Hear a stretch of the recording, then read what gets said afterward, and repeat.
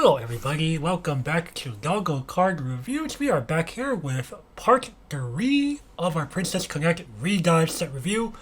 Of course, we have our disclaimer. We are taking it upon ourselves to write these translations using our own knowledge of the Japanese language, as well as a few liberties in how we interpret card, ability, and name text in order to get these done ahead of time, given that Bushiroad revealed the entire card list as of January 6, 2021, so the translations we write here will have some discrepancies when compared with those half the cards will provide after the release date of January 7, 2021 here in North America.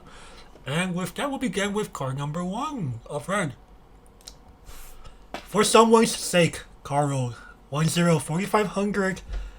If all your characters are land soul, she gets 1000 power, and Auto Climax combo experience when this card attacks if you have Grim Burst, door trigger as you see above, in your Climax area, and the sum of levels of cards in your level area is 2 or higher, mill 2, salvage a level X or lower character for your waiting room, and this card gets 1000 power until the end of the turn. X is the sum of the levels of cards you milled this way. More Fugo combos? FR Bushy? Fugo, that is bigger. Okay, 7-5. Ooh, ah. Wait a second. Like, do we really need more of these Fugo combos? Like, can Bushiroad be any less original at this point? I think Gavin, like, they copy like Fugos and stuff like across a number of months on purpose to supposedly to curb power creep, at least in that department. What's next? Are we gonna get an army of Kirito combo? I mean, I wouldn't be surprised, TBH. Or an army of Jake? Or army of Lola things. Oh god. Like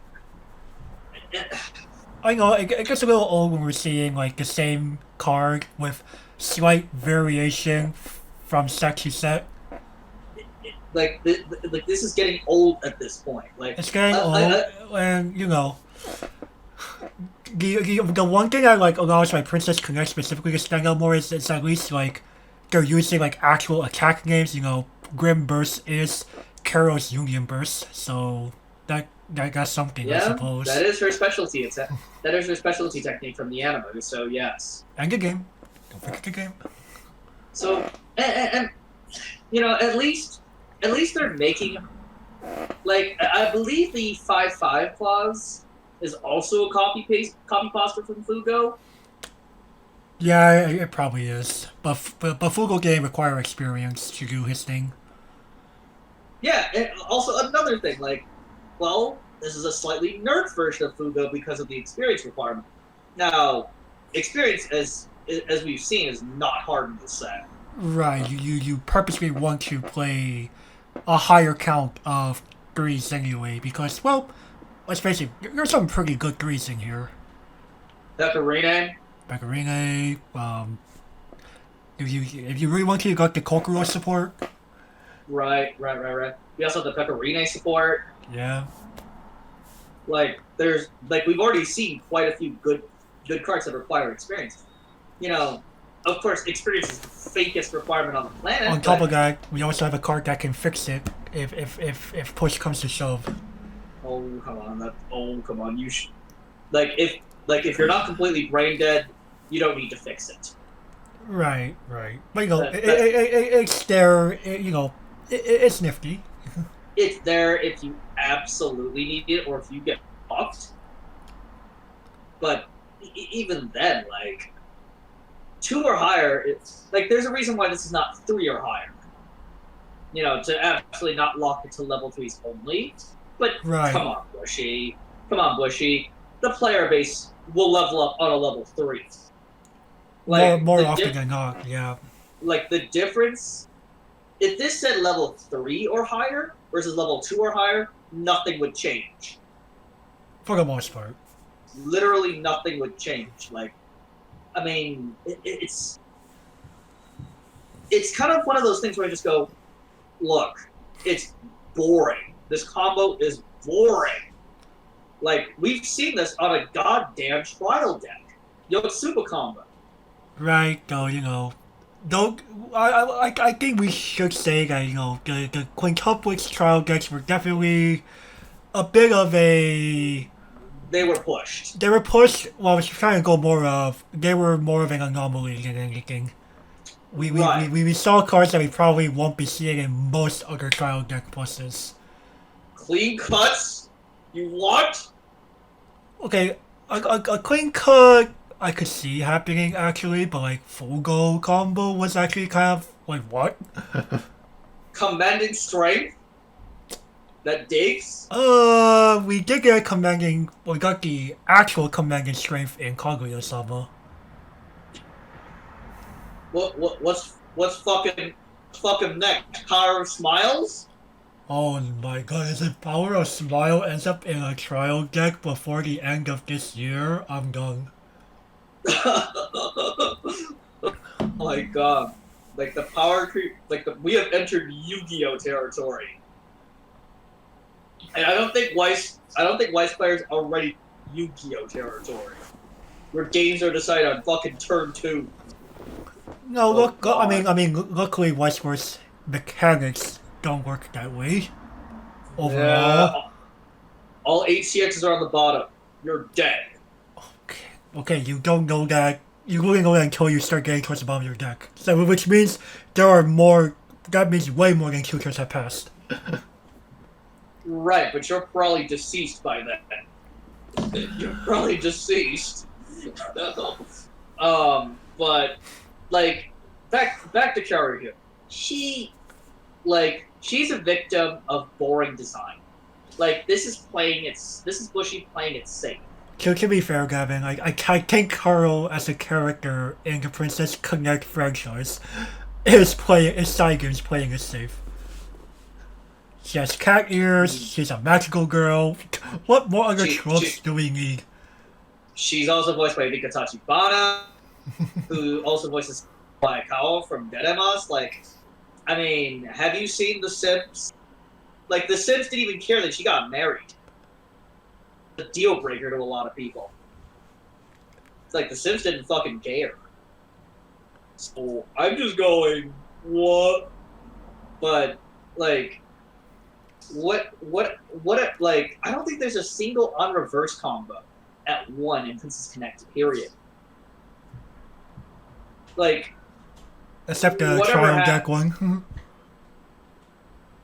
Except the trial deck, but in the booster pack, like, I don't think there's a single one that's on reverse. Like, hello? The privilege you get for actually buying the booster set. I mean, majority people will buy the playset, which includes the trial deck in a lot of cases. So they'll either buy it or buy singles. Like, also, this card is $10. Like, this, like, I understand what Shiro wants to curve power creep, but at the same time, okay, could there be like different ways to do it? Like, we don't need to keep dumping full goal every set or every other set. Every other set, like, literally. But it's okay to bring back like Bunny Girl Young or. Right, the original Bunny Girl Union. Like, at this point, I would argue that she's underpowered. At this point, I'd just be like, like, you could bring her back at a lower rarity. Like, yeah, right. I can't specify what rarity she could be in. But like we've seen rarity changes with all sorts of things in this game already. Right, or hell, you could bring back Science Bay combo. Or if not Rio, Shiroha, you really think Rio was poor design? She really wasn't. Honestly speaking, she really wasn't. She was honestly I think she's honestly one of the best designed cards in the game. Like, she rewards your risk. You take that risk, you get rewarded for it. Like, there needs to be risk factor in this game again. Right, too many cards allow you, like, the fact that clean cuts become oversaturated is a clear example of hashtag unpunished. Like, whatever happened to playing one guy on turn 2? You're on the draw. You're on the draw, not the play. You play a, let's say, Catty runner. You swing with that. That was your only thing that you swung with that turn. Not this tri-field nonsense, getting unpunished for that. Or if you tri-fielded, you should be punished for it, honestly speaking. Mm-hmm. Sure, you want to get aggressive? Okay, fair enough. Get punished. Right, you're supposed to lose cards on the back end, on the backswing. Versus, oh, I lost a clean cut. Boo fucking who? Like, that's ridiculous. Or if you're Reverie Starlight, your clean cut probably didn't die because she's too fucking huge for most people to deal with. Like, they can't bomb it, and she's a vanilla power and toughness. That's ridiculous. Wait, what? Or hell, before it was banned, the Asuna run. Like, if you wanted to deal with that, that's why I just feel that runners have just lost their luster because, bruh, everyone fucking tri-fields now.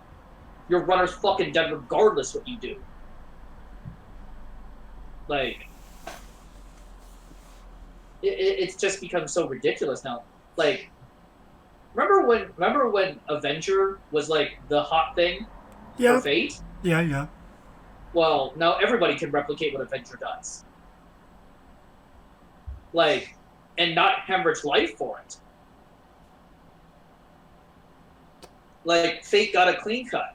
No one cared because Avenger now exists.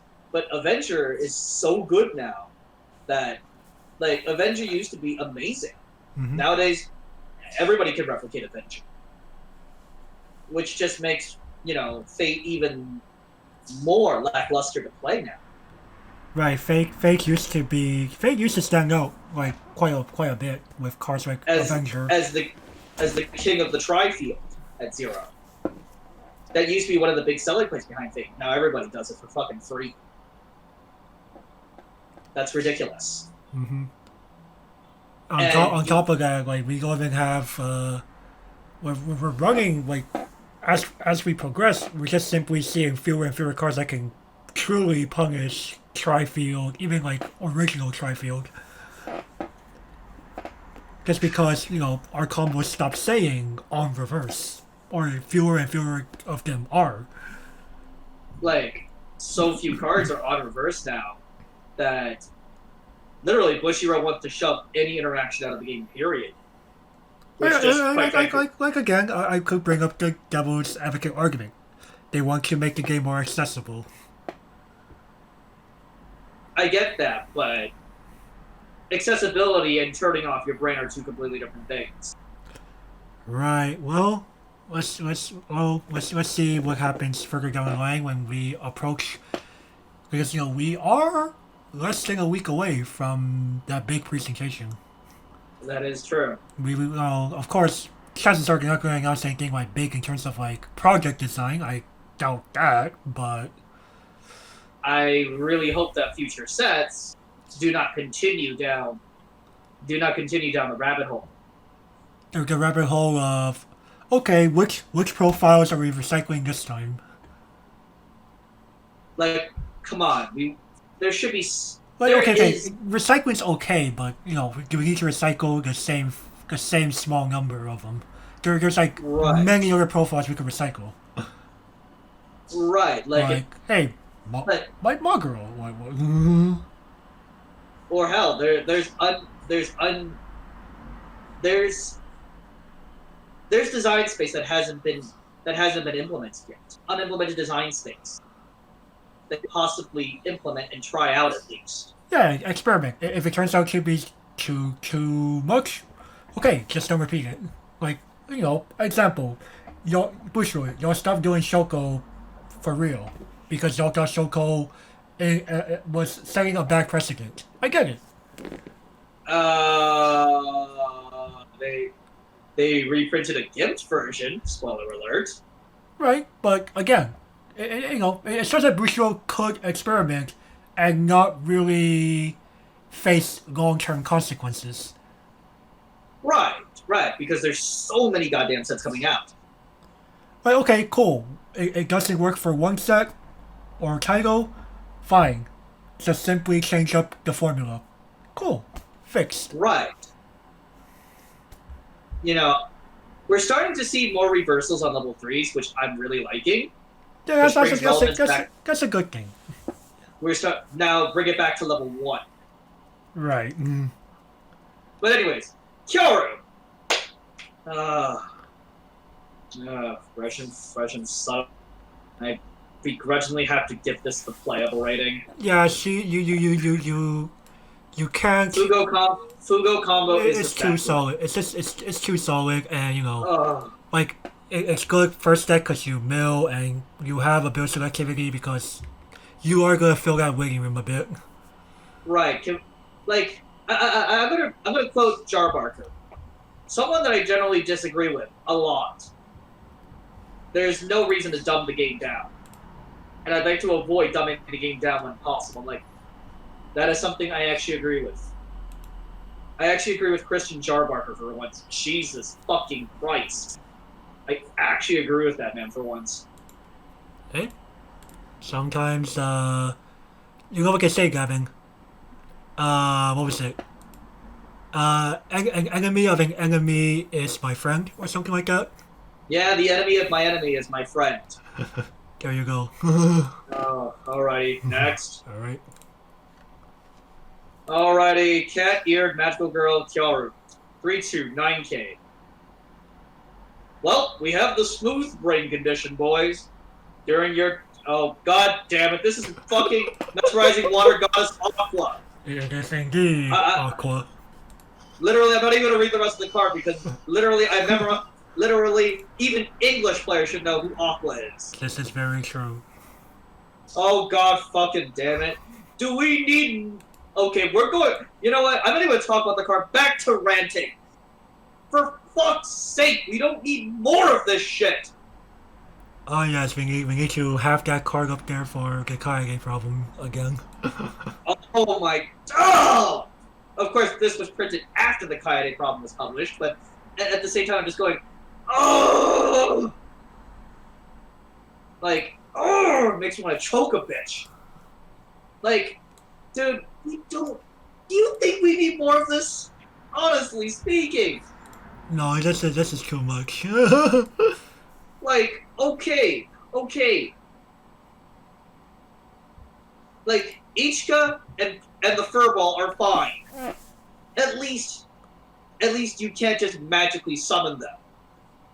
Right, you actually made a slightly more specific condition, but albeit still pretty easy.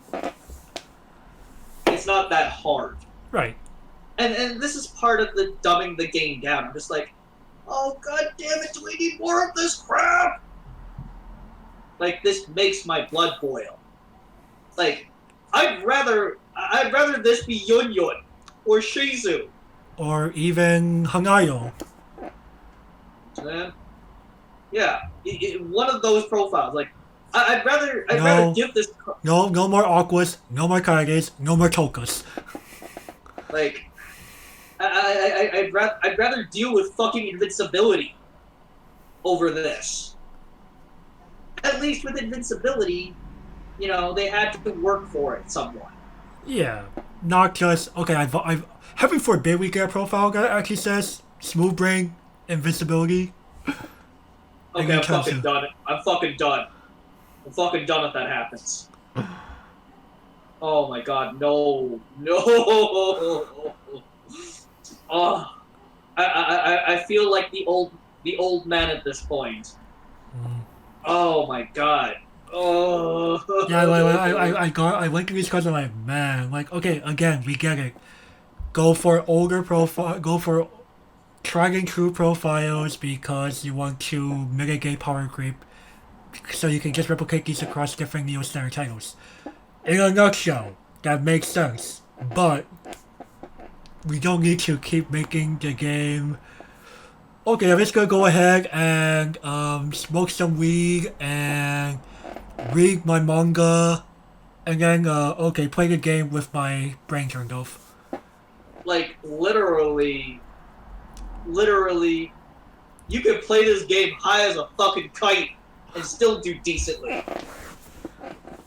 Like, I'm pretty sure some people have done it too. It's the sad part. like, can you deny that, man? At this point, I can't. That's what I'm saying. I'm pretty sure at least one person has accomplished like winning some kind of tournament while high as a high, kite.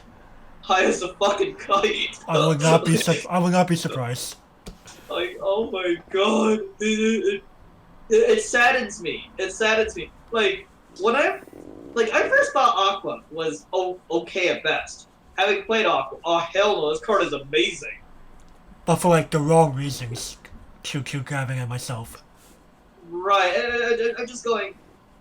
Wait, you what? Like, oh, oh, like cards like this make my brain hurt. Like, why do you exist? Like, okay, like I thought this profile was gonna be unique to Meme Suba. And then it spread, because freaking Albedo, Starlight. Ruby Starlight, Albedo, and Overlord. Now this, like, Jesus Christ, hell, like, honestly, man, my main problem with this card is the condition. Yeah, I totally get it. The smooth brain, ugh. Like, come on, is 2 or fewer CX and waiting room really a problem, or having a specific card in Caulk that big of a problem? Like, okay, I get it.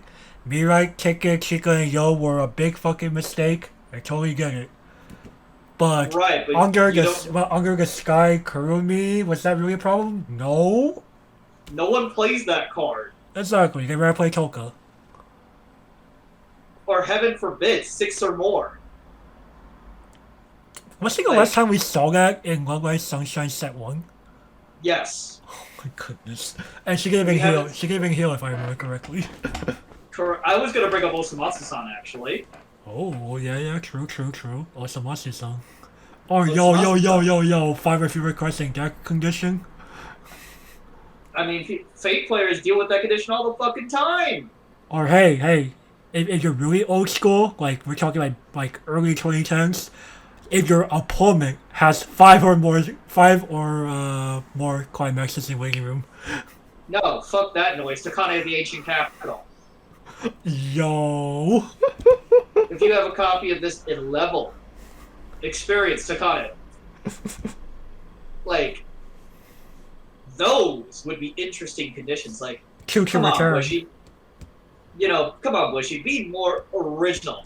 Like, that would actually work here because it's already an experience-based title anyway. like, can you I would be perfectly fine. Or hell, 3 or more cards in exile. Yeah, Nino and the couple. That's a perfectly good example. Or hell, if you have a copy of Kyaru in level zone, -1 level in hand. Yeah, like. Okay, sure, why not? I would be perfectly fine. I would be happy to play this card. Like, we just want to see more like flavor and creativity happen. Like it's okay to recycle, but we don't need to recycle the things. Like this is a goddamn double rare of all things. Has Aqua has never changed rarity yet, if I remember correctly. Lord help us if she does. Like yeah, Hikari was double R, Albedo was double R. They're all double rares, all of them. Lord help us if she becomes a rare. Well, I'll give it till 2023. But by then I'm considered a dinosaur. And that makes me a pre-Cambrian. Yeah, pretty much. GG. Oh my god. You know what? Oh god. I'm so annoyed at this. I'm so annoyed at this card. But It's still I like have, a playable minus. I have to give this a sparkling Doge. Oh, it's playable plus. I have to. Like, as much as I fucking hate this card. Well, I would just say it's a solid playable for myself. I wouldn't call it Like, the end all be all whatsoever. I mean, Charu is $13 for a reason, man. She's Well, that good. I blame it more on the Japanese mentality more than the card quality, TBH. Aqua is still 30. I blame that more on scarcity. Actually, no, Aqua's gone down 15 at this point, but Still partial scarcity. Get this card out of my sight. You're right. Alright, Big Sly Gourmet Hall Caro 002K. This is basically a vanilla on death Arsenal version 3 for low 1 or higher. Yay, a card I can actually be happy about. So, okay, let's go back to our notion on cards that are, recycle, or, we tried, bad idea, we tried again, still bad idea, we found a solution. Arsenal is a good, it took Bushido several years, but we got there. We got to an Arsenal that still does what the Arsenal does, but not in a stupid way. Right, you can't just fucking grab another one. And it has to always can only be done by it dying. Not I'm just gonna play them and right, you can't just go as a burr. Yeah, no Arsenal go brr. I'm like, oh god, no. Now hold on. BMO in Adventure Time was an uncommon, right? Yes. This is a rare. They're the same card. Bushiroad Southeast Asia versus Bushiroad Japan. You're right. Hey man, when Bushiroad C does something better than the parent company. No, to be fair. Oh wait, you maybe forgot to do, Gavin? Weapon the limited. Oh, limited. You grab fucking Kyoru. Both of them. KBH. You fucking grab both of them. Jesus fucking Christ. Okay, anyway. And yes, you grabbed this, because deck build is still getting limited. And hand filter is still getting limited. You might whiff. You might whiff because you might be playing a higher number zero, so discretion advice. Right, but at the same time, you'll want to grab, like, in limited, of course, grab Kyoru. Yeah. Like, the Azuzones. But at the same time, you know what? In constructed, why the fuck not? Like this profile has warped my deck building.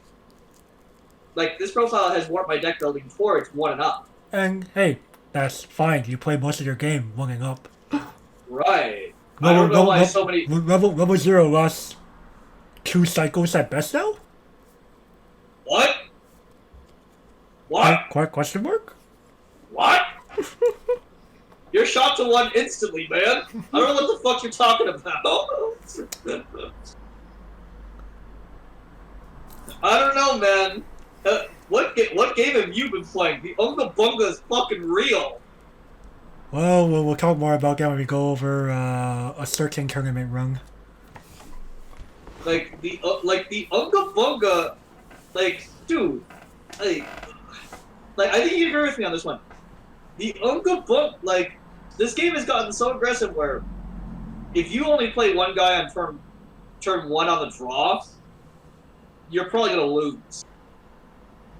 Like, the game is simultaneously not decided at that point, but decided at that point.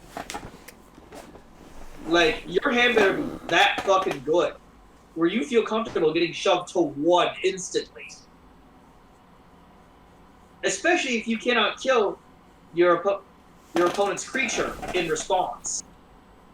Because LOL clean, because LOL jumpers. Exactly. Or LOL 3500. Or, LOL 3500 level 1. Like, the fuck? Like, they unironically attacked with a 2500 that became, 4K level 1. Oh yeah, the 4K level 1. The card that we actually said was good. Yeah, you carry. Yeah, that card is good. But Kyoru, she makes an excellent frontliner.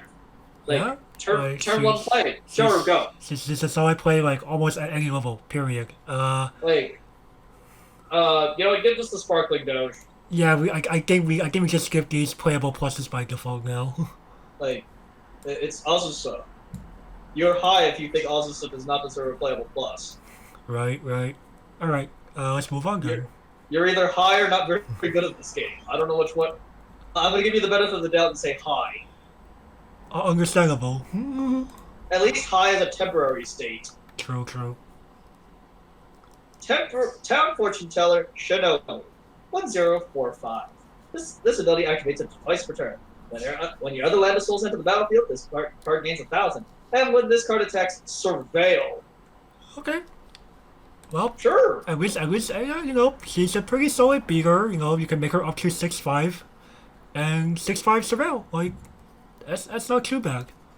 That's pretty good, actually. Like, you get more lane room for your carol combo, or you're setting up for standby, as we'll see, very, very soon. It's a 7/5 beater with the fucking gate. Yeah, that ain't too shabby. And I get a Surveil? Oh, fuck yeah. Yeah? Yeah, I want to trigger the climax, Millet. Oh, yeah, easy. Surveil it away to the grave. Or choose your standby target. I would like that. This is a wiggy room. I'm gonna go ahead and try to get it back with Carol. Or I see Aqua. Okay, toss it in the grave so I can hopefully level 3 worth of cards and get it back.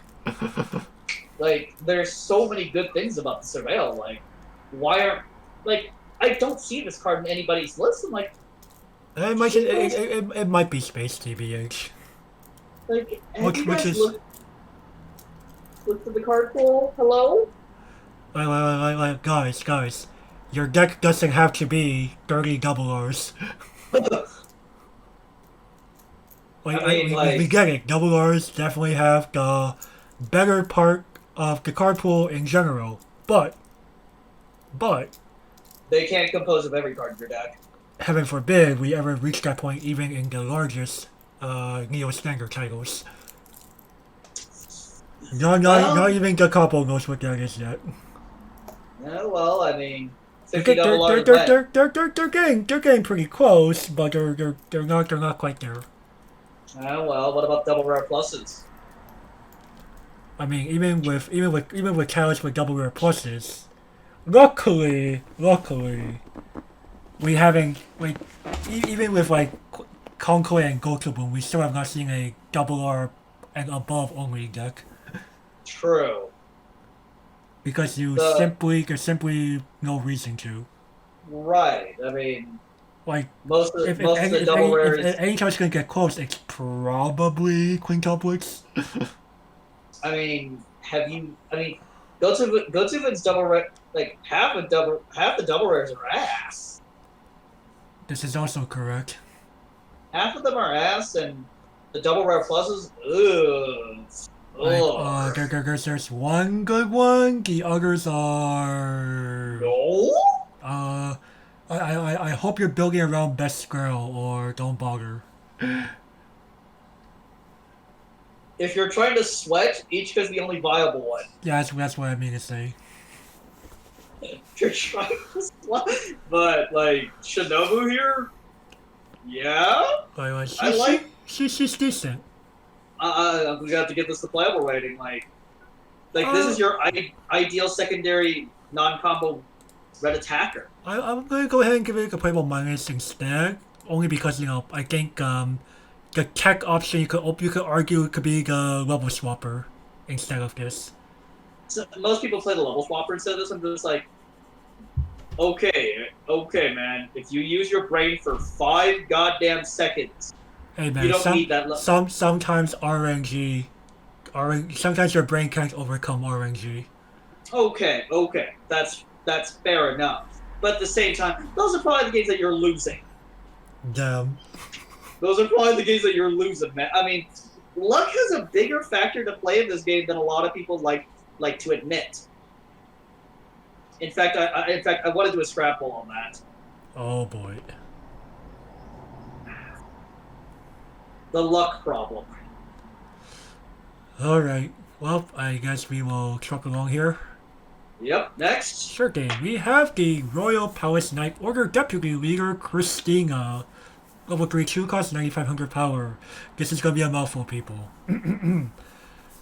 Auto, Climax Gummel. When this card is placed on the stage via the ability of those who want a fight during your Climax phase, i.e. you play the darn Climax from hand, you may pay the cost of 1 stock and yeet that Climax to waiting room, those who want to fight. If you do, stand this card, and it cannot become reversed, it gets hexproof, and it cannot be countered until the end of your opponent's next turn. And although when she attacks, she gets power plus X until end of turn, where X is the number of your opponent's characters multiplied by 500. Okay, so... Hot damn. No responses and invincibility? And hexproof? What? So she could unironically tie with characters if push comes to shove and win as a result. She will win. Yeah, she wins ties. What is this, a Vanguard card? Actually, you're not wrong. Like, wait, no responses, hexproof, wins ties, and has haste. Yeah, that kind of sounds like Vanguard, except the uncounterable part. At least Vanguard does allow guarding in most cases. Oh, and she grows. Yeah, so your opponent has a full board. Easiest 12,000 beat stick of your life. Now, this is all she does, but at the same time... Like, you bring this in, and she's already up and attacking. And your opponent just has to sit there and take it. Like, what can I do against Christina? Nothing? Oh, understandable. You brought Christina? Okay. Have my puck. Have my Ichika. Like, hot damn, they're done. Have my Rem with only 1 marker. Also, this could slam into Reinhardt. No repercussions. Yeah. Though the question then becomes, what's Reinhardt doing on the board when you're at level 2?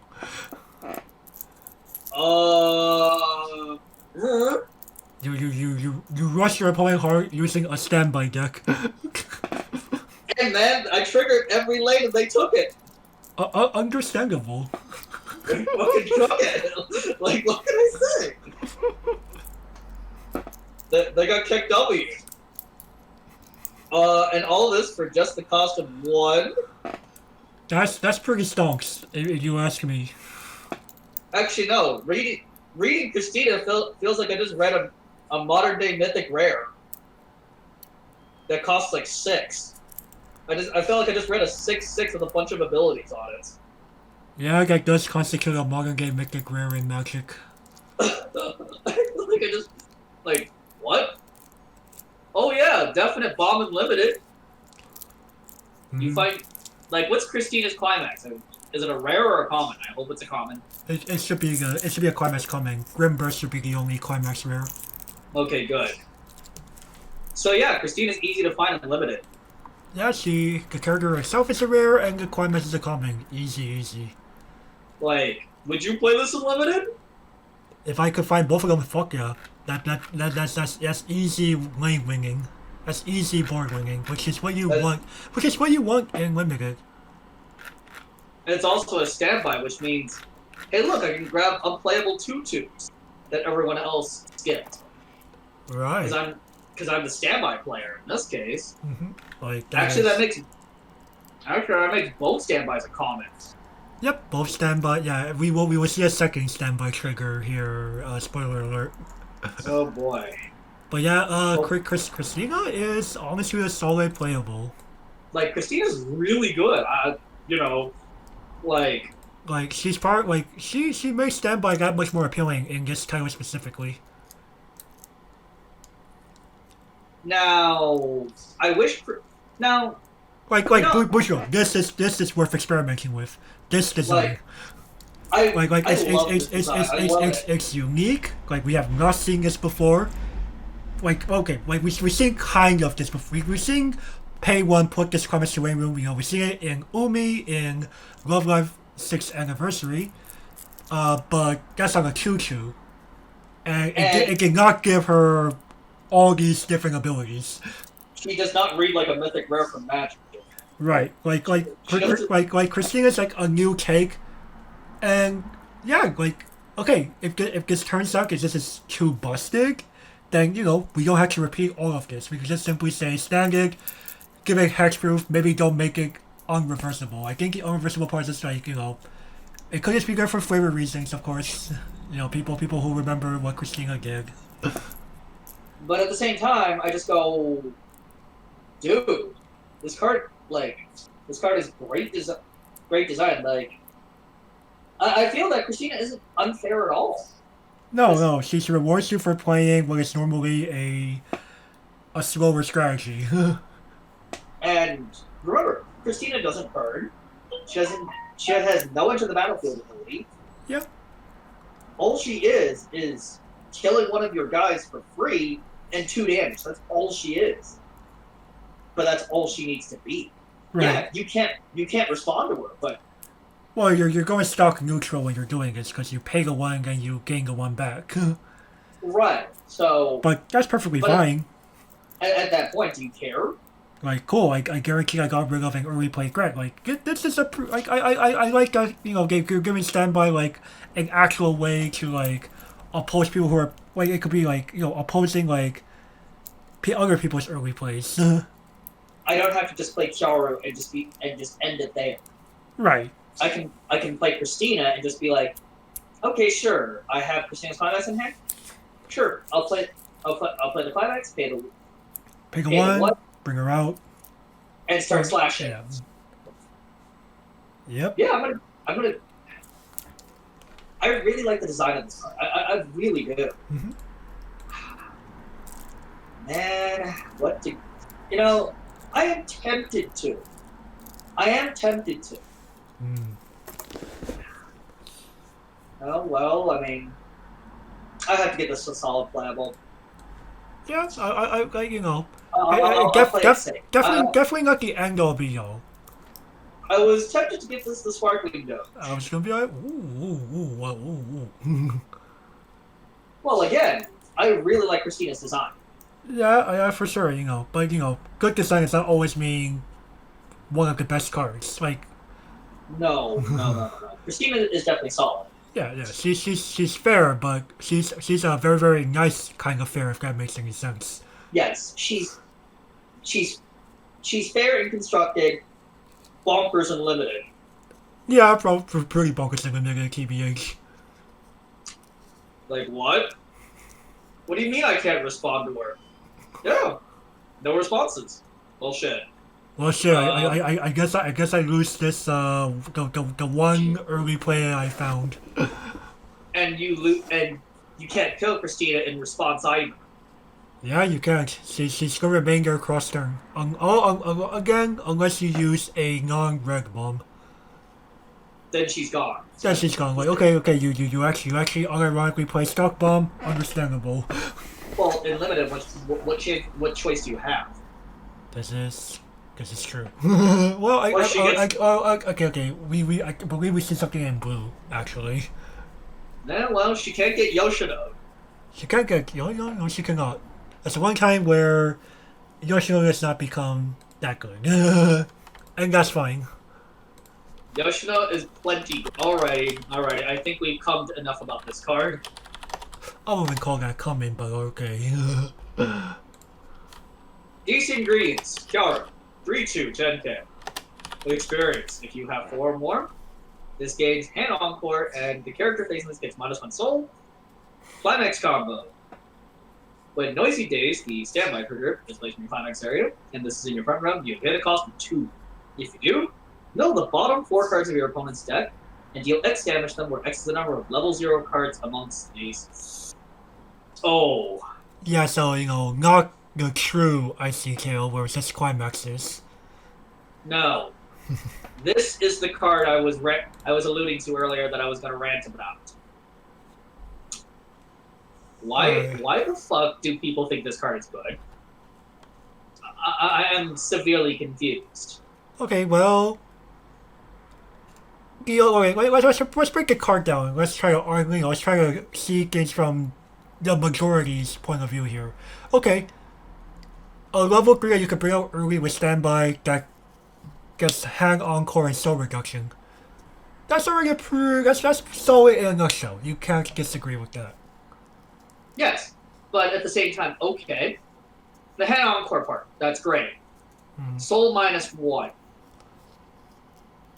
I don't know about you, man, but Soul -1 almost always comes to bite me back in the ass because that allows more precise lethals later on. It can, but again, you're ideally trying to bring it down at 2 where it will matter more in general. Right. You're hoping to keep this card as long as possible so that the soul reduction will pay off more than biting you back in the ass. Right. You hope. And it's possible. The combo. This is insanely expensive. To bring out 3 Chiaru and activate them all on the same turn is 12 stock. Guess what also costs 12 stock? Double Dwarf Shotgun. And I don't know about you, man, but I'd rather Double Dwarf Shotgun. In a nutshell, yeah. Because that has a much higher chance of closing out games than whatever the heck this is. Like, okay. Number 1, the combo is reliant on RNG. Is inherently reliant on, because it also depends on your opponent's deck. Like, for example, personally for me, this is useless. Against me, this is useless because I am captain 14 level 0s. This almost will never proc. Have fun paying 2 to do nothing. Or at best, you pay 2 for a burn 1. Right, no. To be fair, people will argue, okay, your most likely bring is out through standby. 1 or 2 copies will come down from hand. Okay, fair enough. But at the same time, you need to trigger, unless you're playing 8 standby, which the majority of people aren't, they're playing gate standby, you need to trigger or play one of the 4 standbys remaining in your deck. Which is inherently reliant, again, on RNG, unless you're literally holding that standby in your hand, which means you have less opportunities to cancel off of. So yeah, have fun with that. But I'm just going, okay, let's use another example. Soul Sleeper. He tends to pack around 23 level 0s. Have fun paying 2 to burn 4. Now, majority of people will say both of those examples aren't valid because those are extremes. Again, those are two very different philosophies. Yes, extreme, but they're not impossible. And the more and more people are relying on the level 0 game. Right, we are seeing a resurgence in decks of people playing 18 to 20 zeros. 18 to 20 zeros, you're burning 3 to 4. Like, you're paying 2 to burn 3 or 4. Burn 4, that's the same as Last Shot, which the competitive community has tossed in the garbage. So, and remember, this is on CX placement, which means you need to pay up everything up fucking front. Mm-hmm. Not just on attack or anything. Right. Pecorine, at bare minimum, is 3-1. And yet, 3-1 with 1 instance of burn 3. Which is pretty goddamn good. Mm-hmm. Like, it's better than this. A lot of people say, well, this is the best finisher Pecorine has. Pecorine? Hello? Like, I'm sorry. Like, it's like if you're gonna dump out four or six stock for two or three of these, Pecorine. what's wrong with Pecorine? Exactly. Pecorine also healed your ass. But Sure, she does. again, you could argue the sober reduction means you don't need to heal. That is an argument. Sure, but can also bite you in the ass. I just need to play a context swing for 2? Sweet, you're at 3-5? Oh yeah, fuck yeah, I'll do that. Like, there's just a lot of. Also, if your opponent happens to say an anti-change bomb that isn't red, goodbye, Kyoru.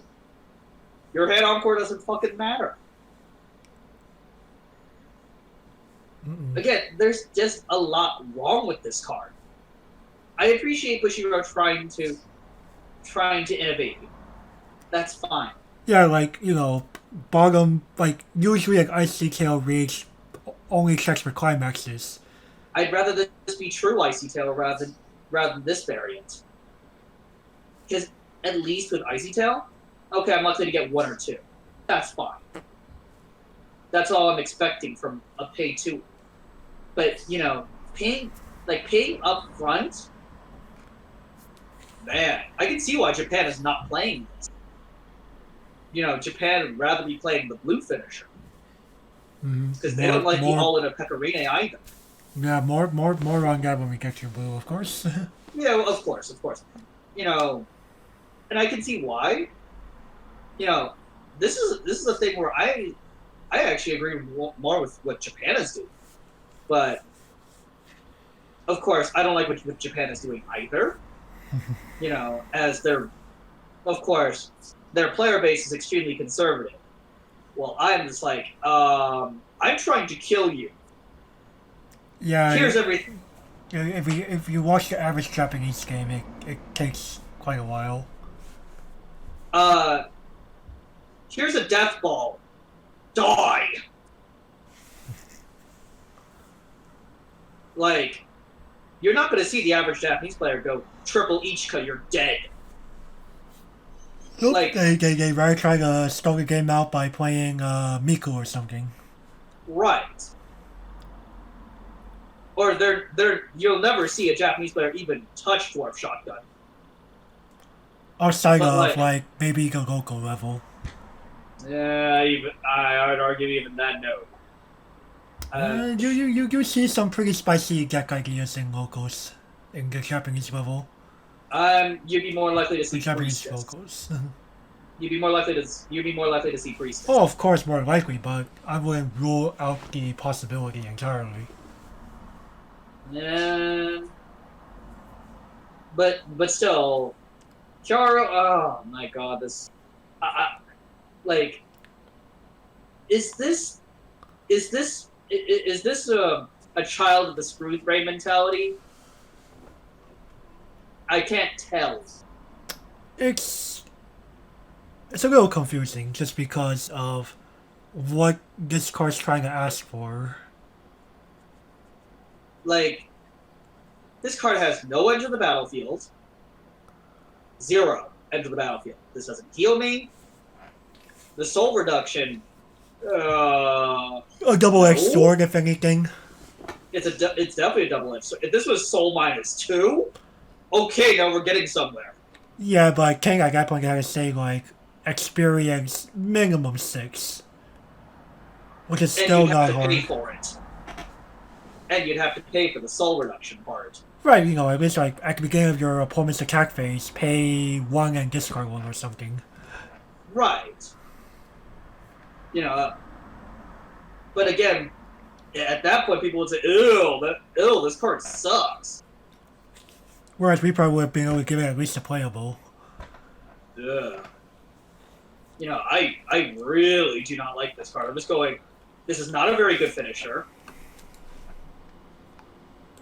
Now, back to the head encore part. The head encore part, like, The reason why I complain about head-on for early plays in general is because they actually did something. Yun Yun and Shizu both healed. Now, Shizu isn't part of a devastating combo, but Yun Yun, oh my god. What? I get it, Bushiroad. Maybe that design doesn't work for some titles, and that's fine. But That was very flavorful of them. it was, but it might have been like, overdoing it, Imagine True Fumio on that car, on the Megumin, part. Okay. Gavin, I'm pretty sure at this point, Bushiroad has given up on True Fumio. True, they have given up on True Fumio. Right, like the last one should have been should be Aqua or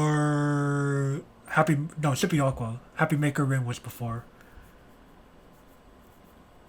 No one barely anybody plays Aqua. And she's probably the last true Fumio. Everybody after her has been the choose one variant. And by the way, original Fumio, you the pilot choose which two remain. Oh yeah, you shuffle without two of your level 3 climax, boys. But with new Fumio, which started with was it Arisa that was first? I don't think so. Yeah, it was Arisa. Oh, actually? Okay. Yeah, it was actually Arisa. With Arisa and her variants, the opponent chooses which one remains.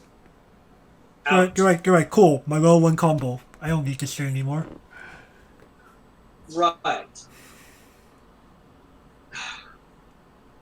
There you go. Bushiroad, I get it. The original Fumio might have been a little too much. For modern day Weiss? Yeah. I'm okay with not seeing that again. I can't be ridiculous. Especially since they put stock swaps on bodies now. Yeah. Not events anymore. Hey man, tutorable stock swaps? You can unironically search for your stock swap. Tutorable stock swaps? Excuse me? Yeah. Yeah, how about no? What's fucking next, Bushy? Stock swap Fumio combo on a body? Make it like 5k power at level 3? Oh no. Like what? On play pay 2, discard 2 to do both. Would you fucking play that, man? That sounds like a pretty good deal, not gonna lie. Yeah, that sounds a little too good. Okay. Okay, man. Are we Yu-Gi-Oh R&D or Bushiroad R&D? Which one are we? Yes. Yes. Oh my god, what? This is like, who hired us, Konami or Bushi? Yes. Yes. But yeah, Kyaru. There's not much I can say positively about this card. There's really not. No, like it's a bit of question marks. There's a lot of question marks. I have Kyaru's face on the card, and it's not a very good one. No, I feel your face. I feel your face is more like a beachside gourmet hall, Carol. with the pout. You know what? I welcome the stones. Give this the niche. That was actually going to be I was going to agree with you there. Yes, like, yes, we will both get stones thrown at us, but we will die on this rock. We will die for Pekaride's sake. True. Princess Strike over Noisy Days. Like, Princess Strike is such like Pekarita is such a better card. Like, she's like, okay, she only requires 9 stock for the triple. That's after hardcasting 3 of them. This requires 12. JFC. I'm getting an inferior combo. Like, okay, is milling 12 and doing damage like that good to some players?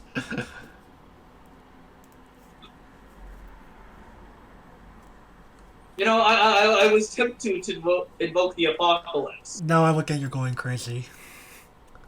No, the head encore is too good. The head encore saved this card from getting the apocalypse. Alrighty. Alright, let's move on here. Erase this card from my memory, please. You're right. Pudding Obsessed Ghost, Miyako. Miyako really loves pudding, by the way, as you will see when we read this card. Level grade 2 costs 10,000 power. On play, reveal the top card of your deck. If it's a land soul character, choose one of your opponent's level 3 or lower characters, and one level 0 or lower character in your waiting room, exchange their positions, and the character placed by this ability gets the pudding trait until the end of the turn. And on reverse, if you have another land soul character, you may discard a land soul character from your hand to heal one. Hey, look, an actually pretty decent card, actually. And very flavorful, because she actually, like, turns things into pudding. You know, are there 2 different developers for this goddamn set? I think we've seen that, like, with a lot of sets at this point. Oh, God. Like the ones who are actually trying and they're also implementing flavor, like this Miyako here. And then the ones who are like, okay, I have 2 days to make a card. Oh, okay, here we go, Aqua. Okay, done. What? Like, Miyako is pretty much a guaranteed heal for pitching a card. Yeah? And you get rid of a threat on top of it. Right. She's removal and a heal. Like, that's I like this card. I really like this card. Give this the playable rating. Like, and limited, yes. Yes. Oh yeah. Oh wait, we forgot to talk about limited for Cure. Do we have to? Limited? I mean, the hang on card could matter, but that'd be about it. Soul -1. I mean, they slam a lot of weeds. Limited. Yeah. It will matter more in limited than in constructed.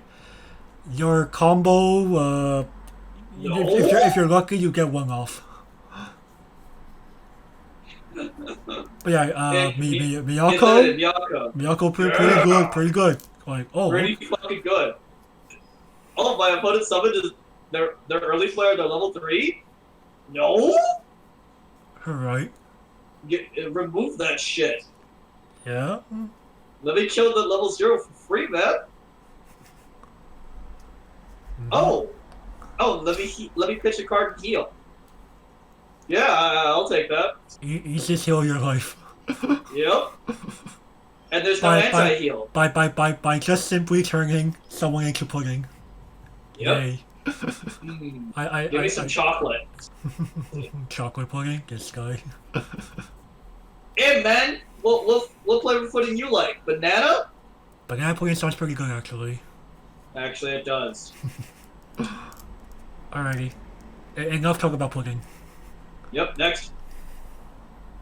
Demonic Tribe Sister. Akari. 001K. When you choose one of your guys that gets the hauling ability until end of turn. When the battle opponent of this becomes reversed, you may pay 1 and salvage. And tap, choose one of your opponent's front row, this card gets -1K for the turn.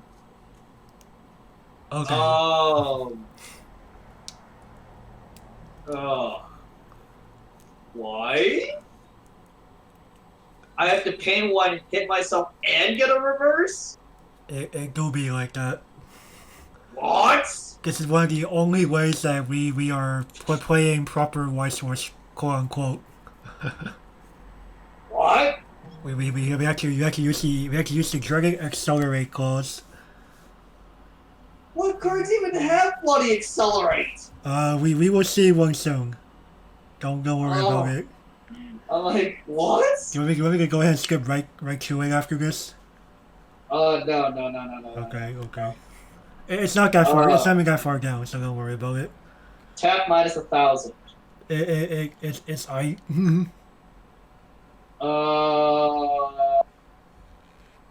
I guess you can destroy if they fail to clean cut their brainstorm in front row. Just delete it. Cuck.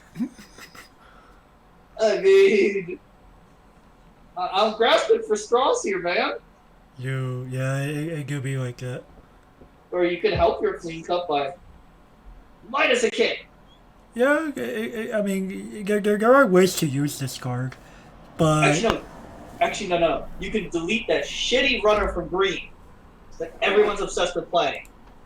Isn't it 1,500 power?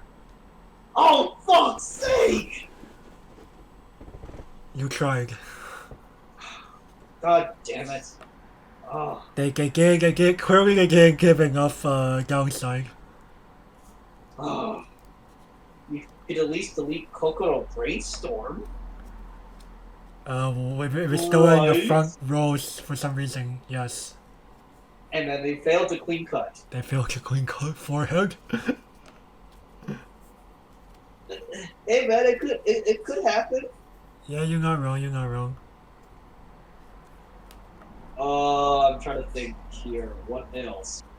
That's about it. Yeah, pretty much the only things you could straight up delete are brainstorms. Or very tiny ass bombs. Or runners. Or runners, if for some reason someone's mad enough to play a 1,000 power runner. I've seen Gunter. True. Princess Mulberry. Yeah, any pesky memory enablers. I mean, we gave the other Gunter in fucking Adventure Time like, praise because of the minus K. This is true. But the fact that we will only see one card uses Accelerate, this does make this card questionable at best. Even in Limited. Like the 1,000 minus... I think it's more useful in Adventure Time. Right, because at least the Gunter does something else beyond the minus 1,000. It's a bottom for the fucking event, man. Right. And well, Kitten is actually pretty good if you can exile the event. Mm-hmm. Free 7K beat sticks. Literally. Right. Free.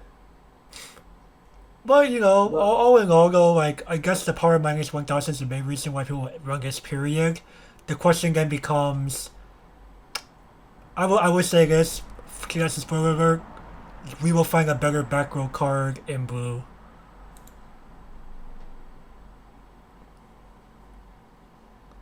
Niche. At best. Yeah, I'll be nice. I think this is a pretty fair rating. I was tempted. I was tempted to invoke but the power minus 1,000 you could make a case for. You could. Alrighty, well, let's move. And you know, in limited probably has more use in limited because winning board OP. And deleting pesky Kokoro brainstorms. Right. Hey man, deleting the best brainstorm in the set instantly. True, incinerating it. True. It is worthy of a niche. True. Alright, let's truck along here then. We have those who rule the night area. Level 0 cost 1,000 power. On play, you may put the top card of your stock into your clock to search your deck for a cost 0 land soul character whose level is equal to or lower than your level.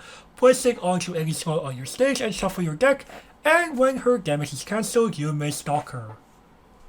No? Yeah, I never really like okay, I get it.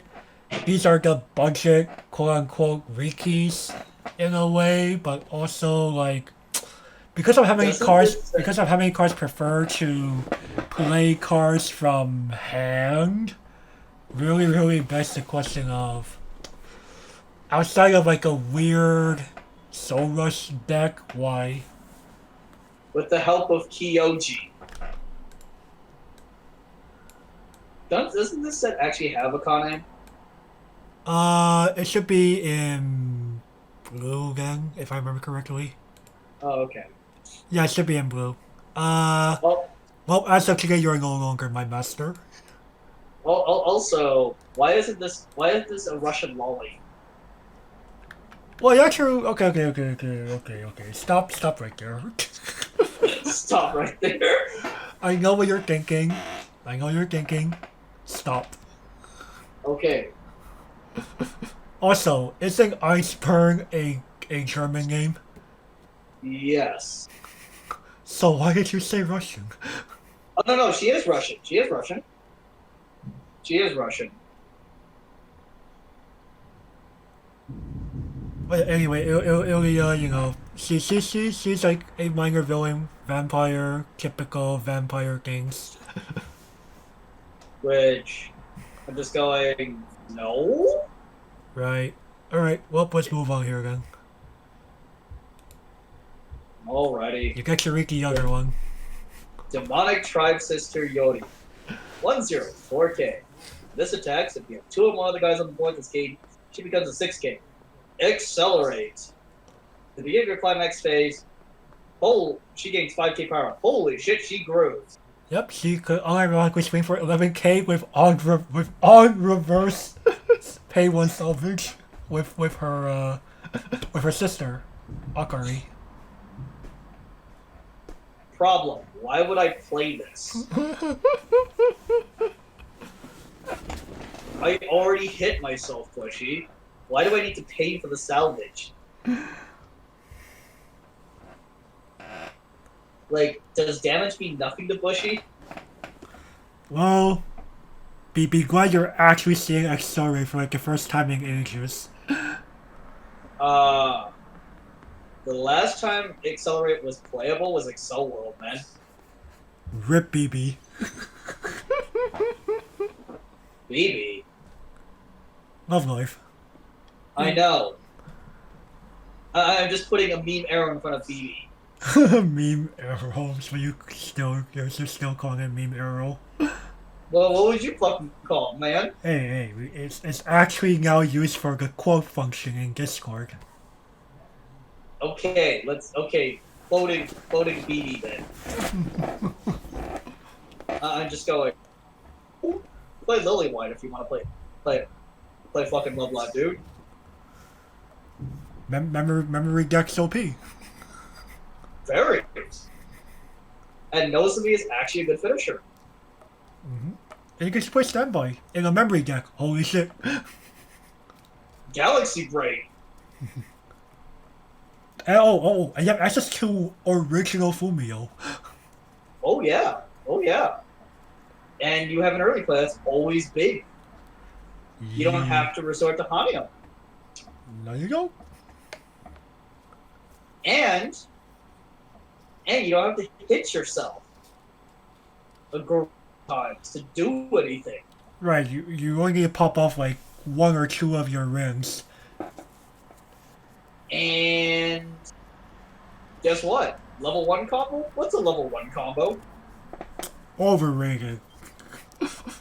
You play fucking standby in 2-2-8-5 invincible Ubis and mash your opponent for 2 every turn.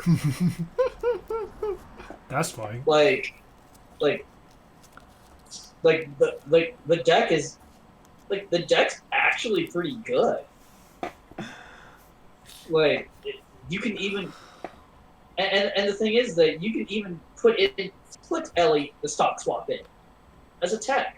Just so you know, even and you can even argue the 1 or 2 copies of the Ellie Cork Brainstorm just because of on play, yeet a climax into your opponent's stock. Oh yeah. Like it's not the combination isn't terrible. Like the deck, many people claim, oh, that deck isn't meta. I'm like, deck is meta. Give it a shot. It's better than BB. I'll give you that much. Mm-hmm. Like I tried BB and it just didn't work. Maki, guess people does. Like Nozomi can precision your opponent to death. And hell, if you're behind, Nozomi is far better than Maki. Mm-hmm. Like swing for 4, swing for 5. Great, let's fucking go, boys. That 4 or 5 lands. Ooh, your opponent just got smacked. Easiest comeback of your life. Woo!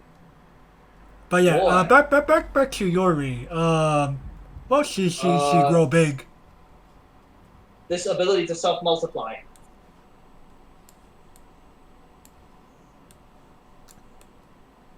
Those are indeed the powers of the Dark Gundam. But like, PSA, give Lily White a try. Fronton is hot garbage. BB is completely overrated. So it seems. And man, I heard you go silent there when I said Fronton is garbage. I would like to argue, but unfortunately, it seems like the Proton characters work better in their own waifu decks, unironically. Burb waifu? My Bird waifu, Honk waifu, even Hanayo waifu you could make an argument for. Wow. Rice Drillin. Rice Drillin. That early play helped a lot, just saying. It did. But And like, Hanayo has like actual good utility from 6th anniversary. she's still hanging in there, boys. Yep. Unfortunately, though, she needs help again. It'd be like that. Well, again, the site itself is not intended to help waifu decks, for the most part. No, the meta versions. Or more like the meta version. We need good stuff, OG again. Yeah, we need good stuff.dec again. Alright, let's truck along here. Next card. Yes, we have Royal Palace Knight Order member Tomo 104500. On attack, you may discard 1. If you do, he gets 1000 power until the end of that, or she gets 1000 power until the end of that attack, and she swing drives. I was about to say you just called her a him, dude. I'm like, the fuck? Okay, It's clearly a grill. To be fair. Yeah, no, my bad. Like, low key though, Tomo kind of acts like a dude. True, even though she has giant boobs. Wears a skirt. A tomboy. Probably. But still, I'm just going, why?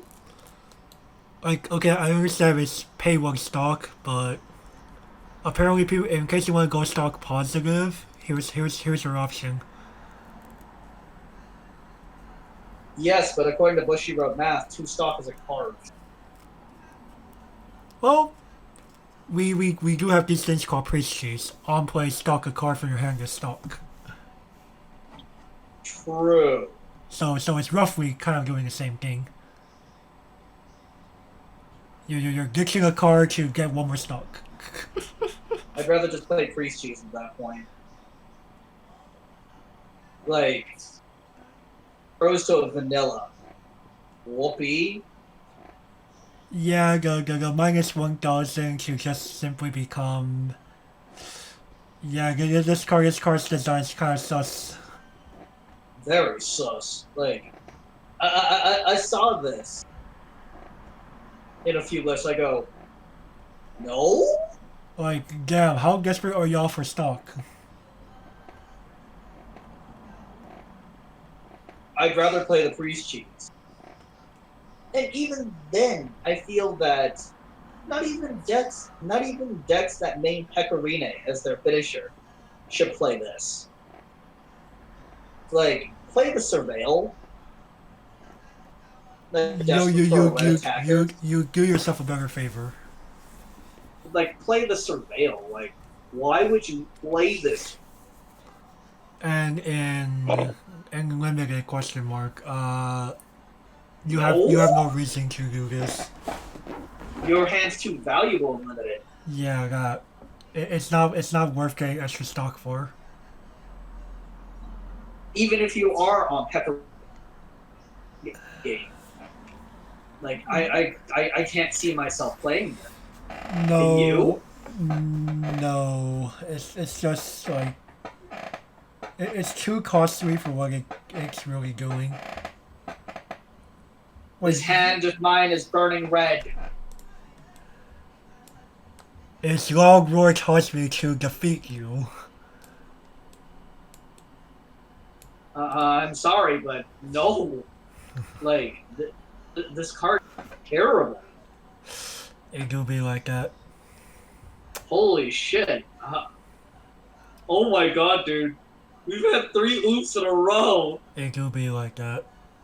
It was the same in green. It do be like that. Well, let's see how long it goes. Second active mayhem, Christina, 1155. If you have 2 or more landisals, it's a 7/5, and has hand encore. Oh fuck me! Yeah, this boring ass profile. Really, really? Oh come on! Okay, tirade time. Tirade time. Hey man, we haven't had a tirade in a while. We kind of spun off a bit too much in the other cards. Let's be honest here. True, but well, there's nothing to discuss about this card. It's tirade time. I fucking swear. Why do we need to keep printing this profile over and over and over again? Like, I don't get it. There is no, like, is Standby so desperate that they need something at one? Like, Honestly speaking, like a level 1 combo would do. but the player base would just ignore it. Which is very sad. Like, they've tried. They tried it with Ishtar. They've tried it with Chica. Can you think of anything? There was Kayage. Kaede was one they played. Yeah. Ishtar and Chica they ignored. I'm just going. Well, Kaede was the first one. I think the community was experimenting with the combo. Right, and for the most part, people liked it. They abandoned it soon afterwards, though. I'm just going. Why? Like, Bushiroad purposely put both standbys on level 3s this time around. It's almost like they know where people are gonna go with this. I mean, Bushiroad has metrics. Like, Yeah. they have the data. They pretty much know their player base at this point. This is for better or worse true. Like, it's kind of sad. I'm just going. If I were Bushiroad, you'd see card design. You would see bold card design. You would see very adventurous card design. You would see quite a few broken things, actually. Quite a few. Are we talking like Akinari can come back type of broken? No, but I would print Thoughtseize. Legitimate Thoughtseize. On a costless event, or Yes, 1-0. 1-0. put the top card of your deck to cock to Thoughtseize. Yes. Yep, you hit yourself the Thoughtseize. Or I would print it on an on-attack combo. On-attack Thoughtseize. At that point, people just argue just bring Akinari back. Really? If you're saying that this is allowing a climax combo, it should be allowing a card that does it on death. Again, Akinari wouldn't make P3 relevant. Wouldn't make Persona relevant. You see, I would try to, make as many titles relevant as possible. I would shake things up, basically. Yes, your hand is not as safe anymore. No, you actually need to consider your actions. Actions have consequences, would be the first 3 words I would say. I would make, how, does Kidani make public stage appearances? Multiple times. You know what my first 3 words would say? I'm going to redefine this game. And the key sentence would be, actions have consequences now. And I would be very vague about it at first. And then I would show, and then the card design. Boom, boom, boom, boom, boom. And you'd see, be like, wait, what the fuck? That's Thoughtseize. Yup, cards like Thoughtseize are back now. Like cards like Thoughtseize. Hey man. If I remember correctly, Wizards of the Coast ultimately regretted doing that for Theros. What do you mean? If I remember correctly. Reprinting Thoughtseize? Oh, hell yeah. Oh, hell yeah. But I would do it in a set that whose main advantage is attacking its opponent. Basically, instead of them gaining raw card advantage, no. You eat your opponent's hand. Oh, I'm just here to make things tougher for my opponent. Right. It'd be like Charlotte. It'd be like Charlotte. You cannot burn me, and I attack your hand. I play this ultra defensive game, but I have no raw card advantage. I have no finishers. No, my only purpose is to make you suffer. I.e., you're trying to make a tile as close to control as possible. Correct. I'm trying to bring control to Weiss Schwarz. Oh, imagine actual negates. Actual negates in the form of costed events. So you would say so you either have to make a new keyword, or like it could just be like what they do in Rebirth, the cancel keyword, or yeah, the cancel keyword, or imagine a card like Imperial Order. On a character, probably. Yeah, on a character. Upkeep. Hit yourself. Your opponent cannot pay stop for cards, thus limiting them to free cards. Or your opponent cannot cast events. Dang, only the opponent. Of course. And man, you're hitting yourself. Hey man, you're hitting yourself for Imperial Order, but then you're getting both players' spells. Yes, but in Yu-Gi-Oh, life points don't fucking matter. Here, life matters. That's why opponent only in this case. A card like Imperial Order or Jinzo. Cards like that. Not boring-ass design like this. Like, you probably wouldn't have very much fun playing against a deck like that, would you? I don't think most people will. Be like, what the fuck can I do? Well... Or better to just simply cut W every turn? Pretty much. Pray at this damage hits. You know those plus soul vanillas that literally only getting soul and do nothing else? Useful in this matchup. Imperial Order does not affect me in this case. And I still swing for 2. A can opener can still affect this. You have outs. You just choose not to play them.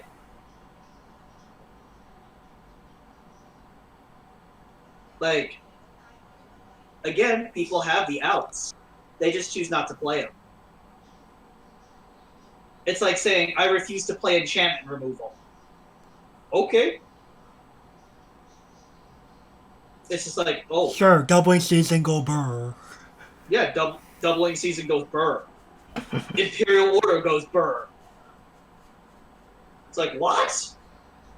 That's ridiculous. I'm like, no, it's not ridiculous. It's bringing back viability to cards that like, instead of the player base ignoring half the card pool, you might want to consider playing those, because in the matchup where you're playing this theoretical control deck, yeah, you lose to control. You lose to it. What beats it? Plus soul vanillas. Literal plus soul vanillas beats it? Ugh. I think majority of players would literally just accept they lose to control. Or Lamau 8 gold bars the deck. 8 gold bars the deck. Ooh, well, again. Just that's simply because, you're getting that damage. You play 8 gold bars partially for damage X, right? Right, but at that point, every time you trigger a bar, it gives control an opportunity to punch you. Remember that. They still have to win the game. Remember that. Yeah, no, I'm just saying. I mean, I never said 8 gold bar was perfect. Oh, by the way, the anti-burn is one-sided, not mutual. Oh boy. Hey man, you gotta give control. Control its tools. And people complain about quote-unquote control in Shadowverse, where you don't have cards that say like your opponent cannot do X, but it's just more of control gets to simply have a way to keep wiping the board down. And it's just saying no to your guys every turn. Like, oh, you made a board of, you made like 30 stats worth of cards on a single turn? Bye. And people complain to me about control. They're like, you have tools, you just choose to ignore them. Literally. People have complained to Wizards about control for years. Has Wizards done anything about control? They have, but they haven't gotten rid of it. Right. And in a game like that, like, and actually, if anything, Gavin wants to make sure that all five deck types of aggro, combo, mid-range, tempo, and control can coexist. And are represented. Right. We don't need to become tempo mid-range the card game. Though watching the control mirror would be debatably worse than watching the AOT mirror. No. Well, it would be pretty bad, but the 30-minute time limit would discourage that. Control's biggest weakness is not any deck in the game. It is a 30-minute time limit. So deck that'll probably do well in a locals that does not care about time limit. Correct. But at the tournament level, but at high level tournament play, well, yes. Yes, you have all of these control tools. It's possible. You just have to know what you're doing. 30 minutes. No extensions. Both of you lose. And your opponent is not going to give up because they're too frustrated. They're going to be like, wait a second, I can use the 30-minute summon to my advantage. You lose too, buddy. You're going down with me. So, again, I feel more and more players are choosing not to do double KOs. To just be like, okay, let's see here. Who has the higher damage? Again, just attempt to force a concession. Force a concession? Dude, if I was a control player and I'm behind, I'd be like, no, we're going down together, boys. We're going down together. I will be that guy that goes, nope, we're going down together. And before you can call me for slow play, here's a thought seize. Let me see your hand.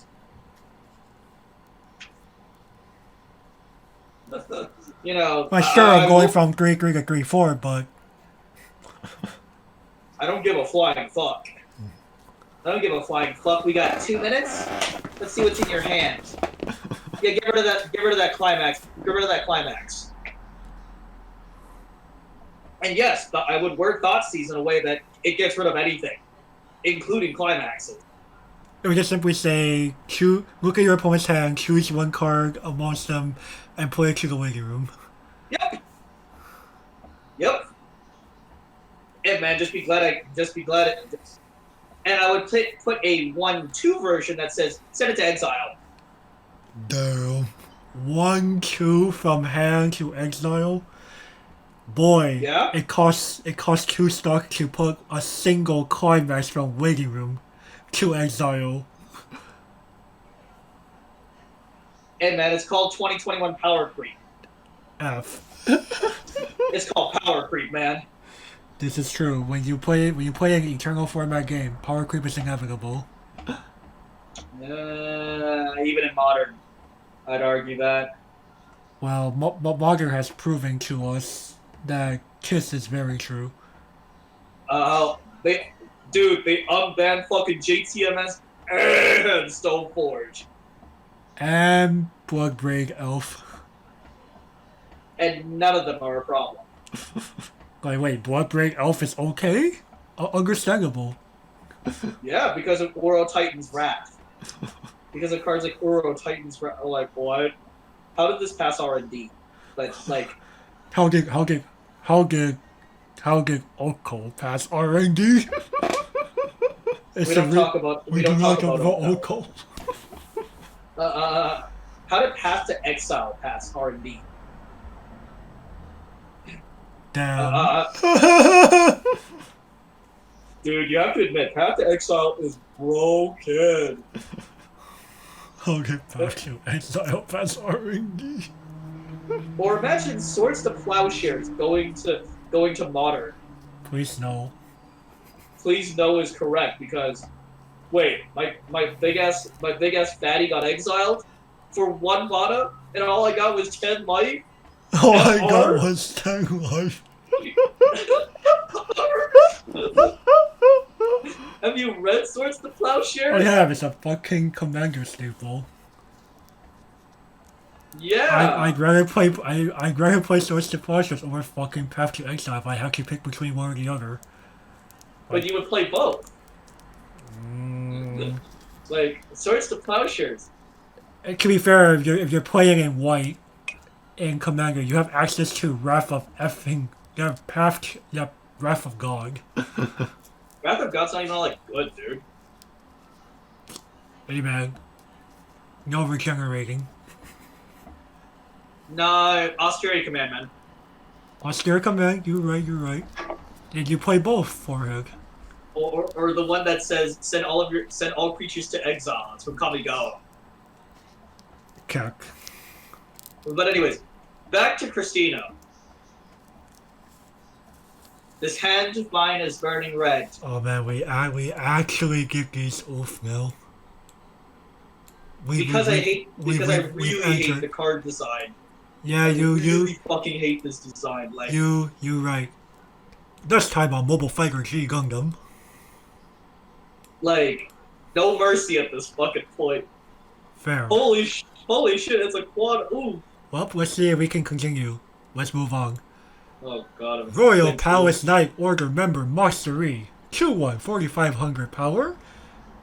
Auto when she attacks. Choose one of your underlying soul characters and gets power plus X until the end of the turn, where X is the number of your opponent's level 2 or higher characters multiplied by 1,000.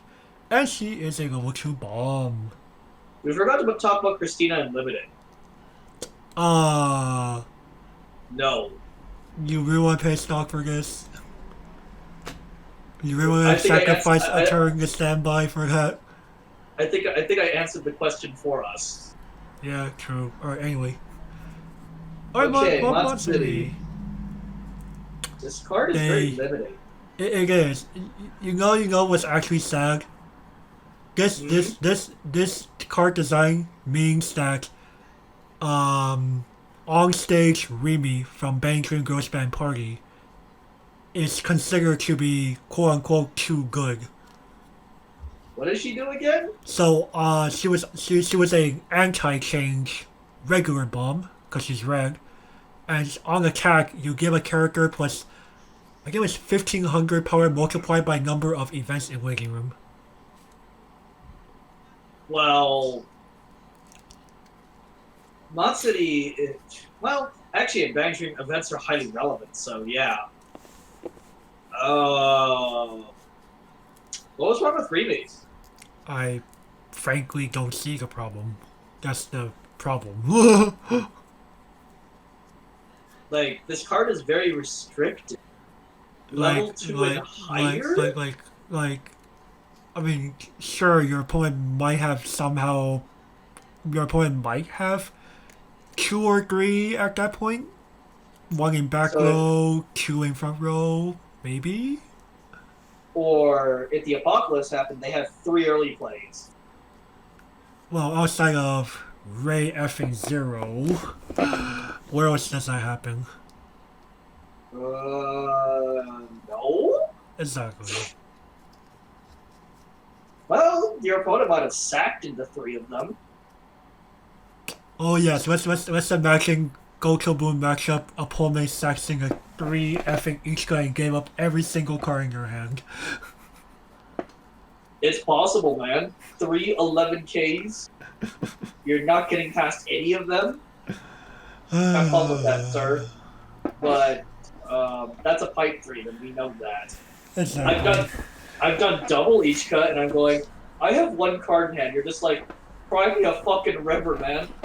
Yeah, basically. Cry me a fucking river. Do we just oath mastery and continue moving on? Let's get things started. Gun and fight all set. Ready, go. I'm sorry, but this is too restricted. Oh, and limited. No. Yeah, no, it's correct. Its ability to self-multiply. Oh boy. We are actually 5 in a row. Dude. Holy shit. Alright, Are we gonna make this 6? Well, let's see. Royal Palace Knight Order Grandmaster Joy. 2265. He is actually a 2-soul beater, guys. He better be. I paid fucking 2 for his ass. Oh wait, no I didn't. No, he gains 1,000. He gains 1,000 for each of the other guys, and he has hexproof. And oh, come on, dude. When's the last time you seen anyone hardcast a 2/2? You're right. People hardcast 2/2s? No, they fucking don't. No, they don't. Hey, actually something terrible off the bat. Okay. So, this cannot be kicked by the can opener. No, it cannot. Well, it can't be bounced by the can opener. The can opener will most likely still destroy Jun. Right, but, well, maybe. 13,500. Level 1 is swinging at you. Understandable. Jun is dead. Jun is dead, and he's bouncing Christina. That you probably cheated in. Which means Christina is getting clocked, and you're sending Jun straight to the grave. Because you aren't paying 3 for his ass, even if you stood by him in. Mm-hmm. And your opponent is probably going to overconfidently put Jun in front row. Even with a level support, Jun is not... even with a level support and a 2K counter, Jun at best is tying. But in normal gameplay circumstances, your opponent has to pay to keep Jun alive. Well, in normal circumstances, Jun could actually be a problem for some decks. Oh yes, of course. But, you know, barring extreme cases like the can opener. Right. The can opener is a very extreme case because, well, not a lot of people are gonna. The only person that would play it is a sleeper. No, I do like that they're at least trying a little harder with some of these tutors we've been seeing in recent times. Yeah. Like, it's not the boring hand encore. It's like a boring hand encore one. Like, you know, we had Toka from Day of Life. Right. Who wasn't a simple here. Like, the hand encore went to Kurumi, but hey, here's Toka that could actually like do something a little more. It's not fucking Marceline. It's not Marceline. Okay, cool. Jun has hexproof, so he will. He is invulnerable to any form of level 1 anti-change counter. Or bounce. or bounce. Like, Jun cannot be Yoshino. Jun cannot be Yoshino, and Jun cannot be Nico, etc. Like, you actually have to come at him. Come at him, bro. Like Jun was a proper fair and square fight. Like, Jun is the... I hate to admit it, but Jun is the best standby target in the set. Like, if you're gonna play standby, Jun is your man. Mm-hmm. Like, holy crap. He ain't the Grandmaster of the Royal Palace Knights for no reason. Like, I'm surprised they didn't just make Jun 11k hexproof. That's because that's saying it's okay to just wrap hexproof on the vanilla on the quote unquote vanilla. Give him a fake downside. Like, cannot side or something. Fake downside. Come on, man. You know that's fake. That is so fake. True. And with hexproof, what anti-change? But I think giving him a fake detriment like that and making him 11k, that would be a little too broken. And right. I know that. Right. Yeah. Like a more realistic downside would be like this: if the level of the character in front of this has a higher level than it, he cannot front. But that will be incorrect flavor for this character specifically. Hell no. Cannot side is perfect flavor. Like, Jun's like, oh hell no. He takes out his sword and says, come at me, bro. we will fight fair and square. Like, this card is amazing. Sure. Never hardcast this card. But like, I feel there are two separate development teams at Bushiroad. Like, the ones we're innovating, like we see with Jun here or Christina, and the ones who just play it safe. I like this team. This team is one of the reasons why I still play this fucking game. Like, not only is it innovative, it remains on flavor. Right. Like little story to the audience. You know, beginning of 2020, I was just like, fuck, I'm tired of this game. Like, this game has exhausted me. Like, I'm just going, like, this game's exhausted me. I'm just like, do I even feel like playing this game still? I guess. Like, I've been doing this for almost 4 years now. I'm like, maybe, but man, my comp muscles are tired after coming home from dance. I'm like, maybe it's time I say goodbye. It'd be a secret goodbye too. You know, I would sell off my deck slowly. But then, you know, 2020 happened. I was just like, you know, and I thought to myself, well, the game's still worth playing. You know, there's too many clone profiles. But then 2020 happened and they started innovating. I was like, you know what? Okay, this has to be interesting. This keeps me interested. And cards like this make me smile. Sure, it's a simple change. But sometimes it's the simple things that matter. It's the simplest things that matter. You know what? I'm gonna break the oof chain. Give this the sparkling doge. Whoa, playable plus. I'm actually gonna break. You know, I'm gonna be bold here. I'm gonna be bold here. Go with the sparkling doge. This Jun is just that good. Sure. Never hardcast the card. Never. But you know what? If you're playing standby, Jun's your man. Play 3 of them. I'm going to solid playable. You know, I wouldn't call him. Okay. I wouldn't call him like, again, the end all be all, but he's solid, and that's perfectly fine. He's one of your staples in standby. Oh yeah, definitely. Period. So that's why I'm just giving. And besides, dude, I gotta make up for all of the double oof somehow. Man, 5 in a fucking row. And in limited, well, you play standby definitely.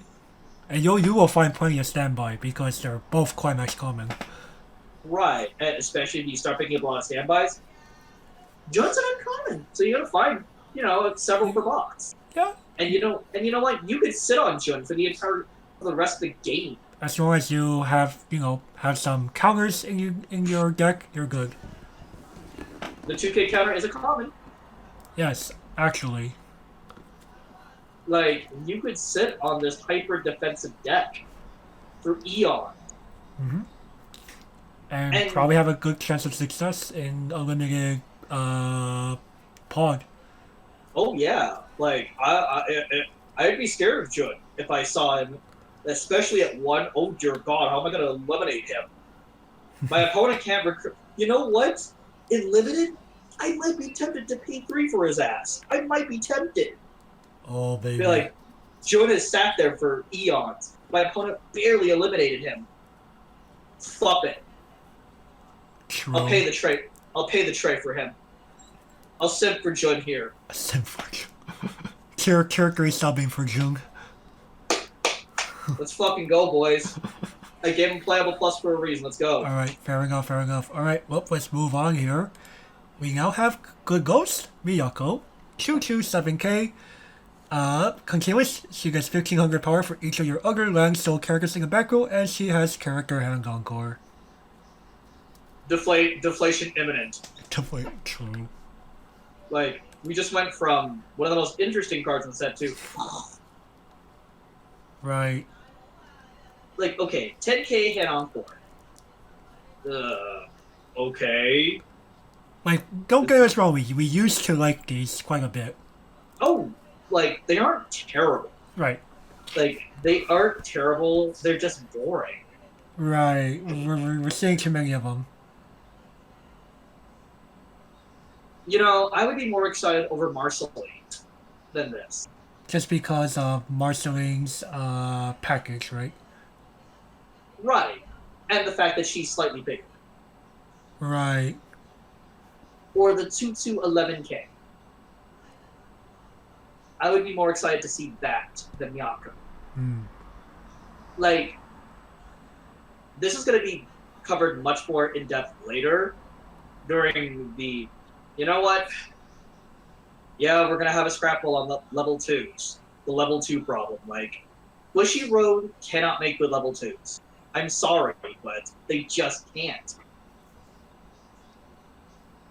Their level 2s are either support, counters, or cards like these that are never meant to be hardcasted. Because Bushy Road knows level 2s aren't playable. As long as early plays exist, level 2s will simply get the shaft every time.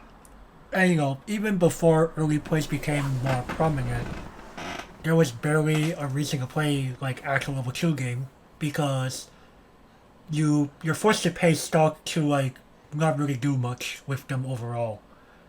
And you rather just save stock for level 3. So before early plays like came into the fray, Gavin, we were in an era where we just simply continued playing our 0s and 1s into level 2, and then we'll play our level 3s when we have acquired our resources at that point. I did play partially that playstyle. I know what that playstyle feels like. 2016 era Concole.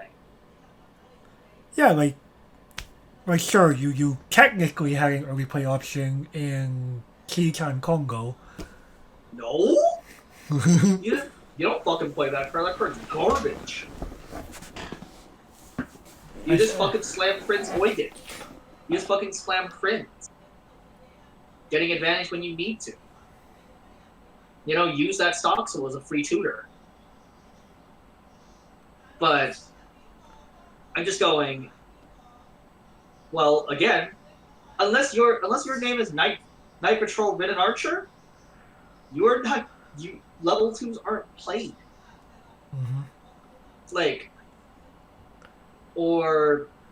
Literally, free refreshes are literally the only level 2s that are actually hardcasted now. Now that I think about it. That or level assists or other or plus 2k to level 3s in front. I'm starting to see those started. I'm starting to see those disappear from decks, dude. And that's actually a sad reality we're in. Like, so, like, even, like, unless your support is so broken, they're starting to vanish from decks. Mm-hmm. Like, what? People apparently feel like I don't really need this stuff in the back row.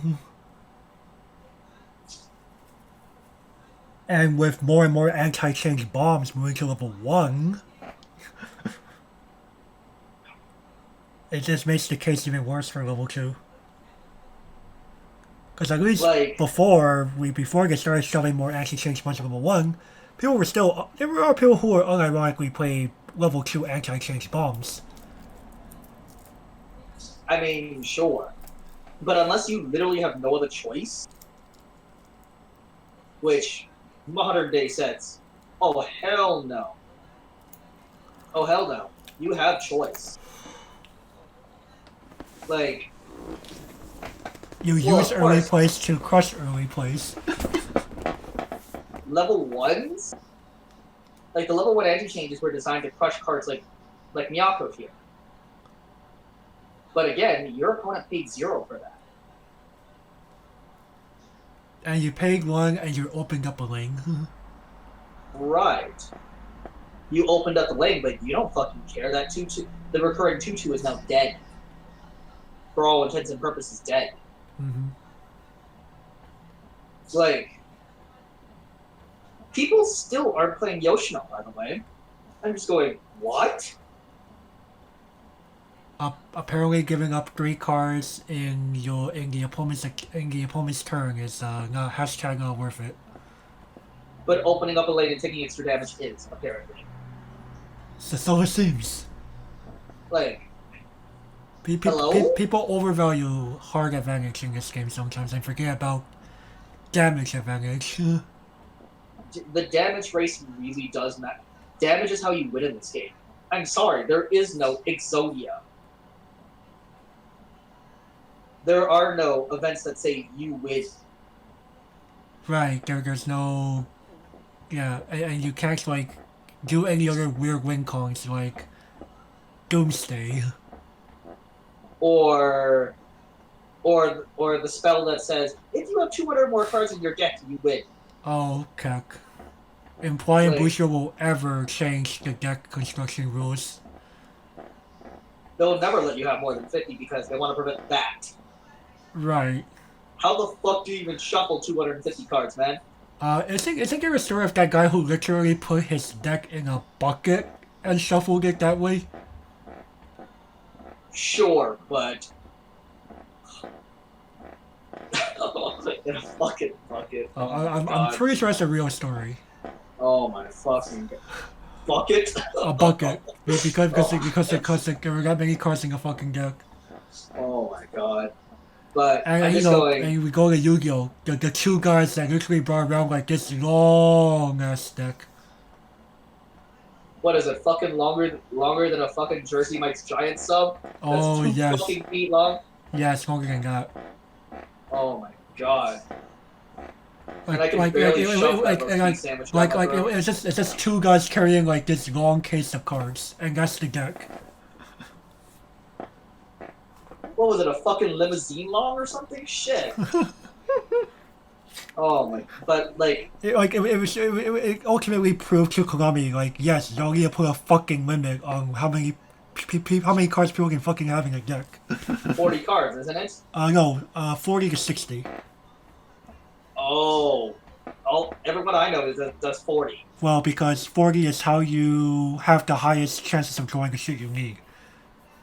You only go 40 or 60, because I know there's seldom in between. Right. Because you play 60 if you are playing like some Omega Wombo combo deck that needs the extra card slots. And you have sideboard. Right. But if you're a Wombo combo deck, you're trying to like win hard on game 1. Right. I forgot. Yugi goes to best of 3. Same with Modern. Right. I'm sorry, dude. I'm used to best of 1. Because of Bushiroad. Yeah, I totally get it. Well, Bushiroad and we go play Buggy Fight. Right. Which What the fuck's unironic we had best of 3. that's because games ended on turn fucking 1, dude. This is true. Buddy Fight was their Yu-Gi-Oh! But if I was indeed your Yu-Gi-Oh! But we all know how that turned out. It's unfortunate because I think that game actually had potential. Just because it was like Yugi? Well, it was more of it was more of like a way to do Yu-Gi-Oh, but in like the Bushiro flavor, with like actual resources and shit. Like you had to you had to gauge and so on and so forth. So where's Bushiroad's version of Magic? Uh, Where's my mana? I want to say go back to Victory Spark, but at this point, Rebirth for you is your closest answer. God damn it! I want my mana system that I can use any card for land for turn. You know, I want literally Rebirth for you. You put a card from your hand to energy every turn, or you could. You don't have to. Right. And you have pseudo energy because of the partner system. Oh hell no! I do not want the deck master. No deck masters, please. It's not even a deck master. Come on. Okay, I don't want commander. It's not even a commander. It's just okay. The partner system is a simple way to say, hey, this mechanic means that there's an actual clock in the game. But like, good, because these are guaranteed 1 damage. I just want to be able to play modern. In Bushiro flavor. Yeah. Okay, you want me to tell you the correct answer for that? Go to modern? No. Card Fight Vanguard Standard. No? It's the closest thing to modern you'll see in Bushiro. Okay, not cut off my arms and legs to pay for the goddamn cards. Yeah, unfortunately, standard Vanguard decks are costing a tad too much. I mean, have you seen the prices for Princess Connect here? No? They're so expensive. Yeah. I don't... Like... Pecorina is literally the cheapest double rare. Which is odd, considering what she could do. But I guess Japan going Japan, as the cool kids say. Yep. I mean, there are people that are high on the Kyoru finisher. I'm just like, the hell? Or the blue one as we'll see in next time. Next time on Dragon Ball Z. True. But Miyako, this hand of mine is burning red. Oh. Actually, no, dude. Actually, no. Give this to Niche. Oh, it's gonna be like, Gavin? What? I'm gonna go and give it I'll be a little nicer. Playable minus, just because I'm pretty sure people still value recurables that they bring out at 1. Wait, what was I about to... Oh god, I was about to double oop, wasn't I? You were, I was like, Gavin? Wait was up. I high as a kite? Gavin, I don't know what you're having, but you need to stop. Okay then. That's being too harsh. Hey man. You know what? I'm starting to include whether or not I actually like the card's design into my ratings now, because I'm just like... And that might be going too far, Gavin. You know I have a sheer hatred for boring designs. I totally get it. Okay, next. On the attack at the Royal Capital, Toma, 500. With the citrus of the battlefield, choose whenever you... Oh my god, give them a massive power boost, 2,500. Let's fucking go, boys. Hey, actual usable cards. Oh, and Miyako for... Oh, hold on. Miyako for limited. No.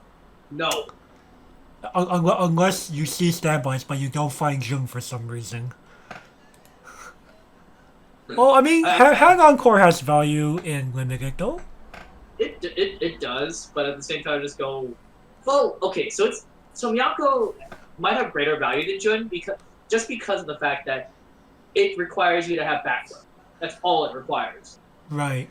Your front row could be destroyed every goddamn cycle. And Miyako But will still remain 10k if they can't touch your back row.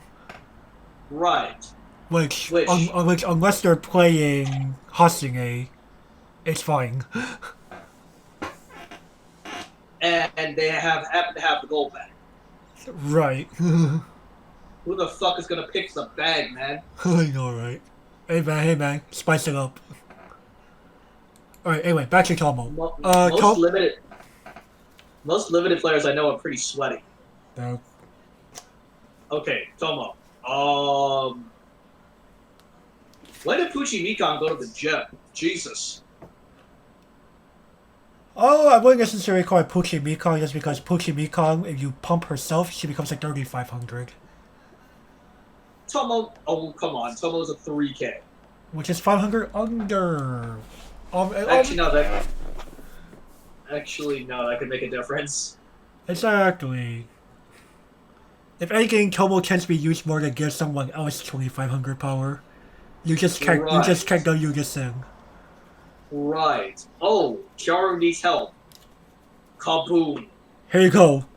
Easiest over 9,000 of your life. She's 10K. Combo. Jesus fucking Christ. She destroys Miyako for free. Then Miyako just goes, yeah, pitch card. Character hang on card go brr. Inserts card into graveyard area of dual disc. Let's go up and go, boys. The dual disc, excuse me. Imagine playing Weiss Schwarz on a dual disc. You could. You shouldn't. You shouldn't. I don't even think the spell and trap card slots on any dual disc could fit a standard size card. Could it? I don't think it could. I think it took several models to even get them to fit sleeved mini-size cards. Oof.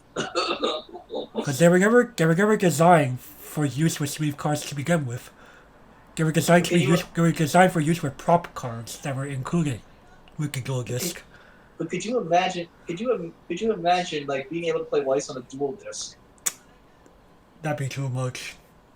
What do you mean? The cards could come to life. Well, here's the problem I have with Weiss Schwarz and holograms. Because of how many cards are just simply a character in a specific situation, how does that properly translate into a hologram? That is true. Like it'd be nice, but how would we implement that? I don't fucking know. How did fighting games get it correct? Stuff like that, you know? Oh well.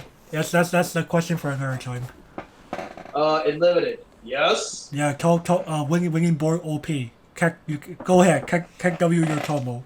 That's fine. You win the lane, win over the lane that matters. Assert dominance. So, you know what? Playable. Because that 2,500 boost could matter. Yeah, I think it's just only playable. That 2,500 boost can go miles. Alrighty.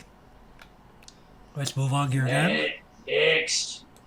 Yes, Suspicion towards the King, Christina, 001K. On play, looking up to the top 2 cards of your deck and put them back on top in any order you want, and she is a Ditch Climax to salvage on play. You know, I'm starting to put less and less value in Ditch CX salvage. I'm really starting to over time. Because there are better handouts in general. Yeah, there are much better handouts. Like, And the fact that they seem to be getting smaller overall just to add these new abilities on them. Like the first ability. Cool? I guess? Like, information's good. We totally get it. but at 1,000 power,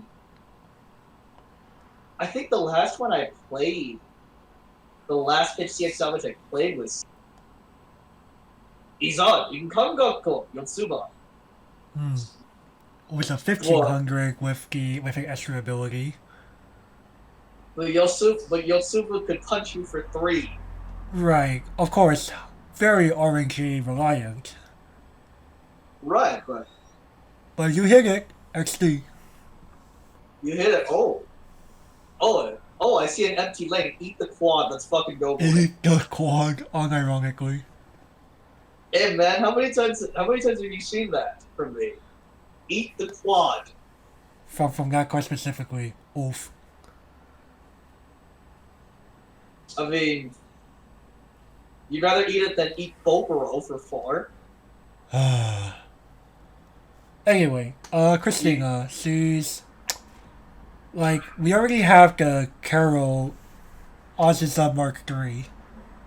Right. Why would I play this? Like, again, some people do value precision toolboxing, and that's perfectly fine. Or people value that Enter the Battlefield way too much. Or both. I feel. I think people really value Enter the Battlefield, and I just go, sure. And that's fine. On demand. That's fair enough. It's nice, but at the same time, you can't always get what you want. Like, I heavily prefer Azusa. Because deck dinging is deck winging. Oh yeah. Get out of fucking first deck as fast as possible. And just like this card, that card's also a handout. Yep. And sometimes the card that you need to get rid of is not a climax. Level 3s. Level 3s. Level 2s. Level 2s. Like if I'm playing standby, oh, Jun's in my hand. Fuck. Like, okay, understandable. Beachside Gourmet Hall, Carol Puctuarium, ability, discard, Royal Palace, Knight, Order, Grandmaster Jun, easy. Dig 4, take. Ooh, Charo combo. Let's go, boys. Oh, that's a stomps right there, man. That's very stomps. Holy shit! That's ideal. But the fact that that card can get those cards out of your hand and Addiction Salvage doesn't. Now, Addiction Salvage, again, we're not saying it's unusable, period. It's still very usable. Playable minus. Yeah, playable minus is what we kind of give, like, especially if they're lower power, specifically, and they don't have, like, that much additional benefit. Like, we do have the rearrange the top 2 and all, but I don't value that too much. yeah, it's not too great. And limited, if you really are, if push comes to shove, I suppose it's a common, so you'll probably if you're thirsty for zeros, or if you're unironically trying to play a gold bar, here you go. Cause Green Game really give you that many handouts, TBH. I mean, I would like if this was Science Bay, the Science Bay version of this card. Sure, my opinion would be very different. Cause power OP at 0. It's 2/5, man. Yeah, with a very very fake downside. What downside? Implying I'll ever do this thing called Encore, right? Oh yeah, it's P2. You're playing it's P2. Oh no, you can't Encore. Yeah, I was gonna be like, Gavin. Oh, man. My memory's fading, man. You know why my memory's fading? I do. We don't need to bring it up. Alright, anyway, let's move forward. Should return home. Jaro, 00-1500. When this enters the battlefield, you pay the cost of 2. If you do, refresh. And shift. Okay, is this the first shift card we've seen on the show? Actually, now you bring it up, I think so. Holy crap. So we should explain what shift is for the, okay, audience. I'll do it again. So shift is simply read as follows. at the beginning of your main phase, if this card is in your clock at the level indicated, so in this case level 0, so level 0 onwards, you may exchange it with the same color card in your hand. So you may exchange a red card from your hand with this card at level 0 or onwards. I thought it was any time. No. If a card says shift level 1, you cannot use it until you're level 1. Right, but in Charu's case, it's any time. Yeah. Now, so that means even if she ends up in clock, you have a way to get it to your hand. That's pretty good, actually. That's really good, actually. Like, Doge has this mechanic. Doggo Days has shift 5 days. Like, you know what's funny is somebody on forum had to ask Randall, hey, what does shift do? And I'm like... And I don't blame them because, you know what? We have not seen shift in ages. And I'm very glad that they brought that mechanic back. I know what shift does. And I came in late. But then again, I've had exposure to Doge. Yeah, because someone in your area unironically likes Doggo Gaze. And I respect that person, because I think Doggo Gaze is an underrated enemy. Yeah, well, they just messaged me, I think it was Monday night. They want out. They want to sell everything.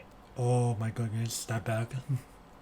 Well, he hasn't played for a year and has, quite frankly, no interest in returning to the game because he's like, I'm tired of getting bodied by these overpowered decks. Well, you know what they say in every card game, Gavin. Play within your tier. You'll have the most fun that way. And unfortunately, nobody here in Las Vegas plays within his tier because his best deck is Godzilla. Well, actually, no, what would you consider better, Godzilla or Osamatsu? Probably Godzilla. Just because it has access to things like, well, I don't know what version of Godzilla he plays, so this is also up for debate. Simic. The Simic variant. That's questionable, actually. It's better than the army deck. Amen. And Osamatsu anticipate Gruul. So typical Osamatsu. Okay, Godzilla should have the upper edge here just because it's more modern. Right. It's just that I don't value the humans in Godzilla all that much. No, they're better. Well, they're better than the army deck. I'll tell you that much. The army deck, ooh, well, that was a stinker. But hey, man, you can do some, but you get to play like the different forms of Godzilla. True, and that's pretty nutty. That is pretty nutty. That is entertainment value right then and there. But like, none of his decks can compete, and the one time he did participate in World Grand Prix, he was the only double loss. He was our one and only double loss, and that pissed him off to say, "Nope, I'm done." Okay, well, clearly he double lost with somebody, so he double lost with some guy from California. Okay. He double lost, I think, with Shinshan? And that is kind of a bit of a grindier deck. He was Osamatsu-san, by the way. Both of these are grindy decks. Yeah, GG. 30 minutes. Because these are decks that survive on the heal spam. Yep. And Tyler pulled off the heal 6. But like I said, his name go. He messaged me saying, "Dude, I want out." I'm like, okay. Number one, I'm not in the best financial position at the moment. Number two, I don't want your decks. I'm gonna be frank with you, man. I don't want your decks. Like, I feel bad for you. I really do. But if you want out, fire sale. Literally fire sale your decks.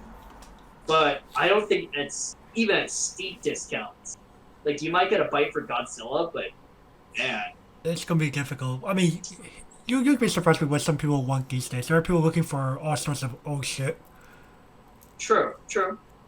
You might find somebody. You might find a bite for Doge. Because people did like that anime. People did like what the deck did. You might find a bite for Osamatsu-san. Yeah, that was also a bit of a, I wouldn't call it a cult favorite, but it is a cult favorite, dude. It is quite frankly a cult favorite. But like, I told him, look, they're, I'll put, he told me ask Soul Sleeper, and I'm like, okay, I'll ask him when I'm feeling better. But I told him recovery is more important to me right now than thinking about buying your decks. I'm sorry, dude, but this was before I put out the notice looking for Adventure Time. But anyways, enough about him. There's no bringing him back. We lost him. Understandable. We lost him, but again,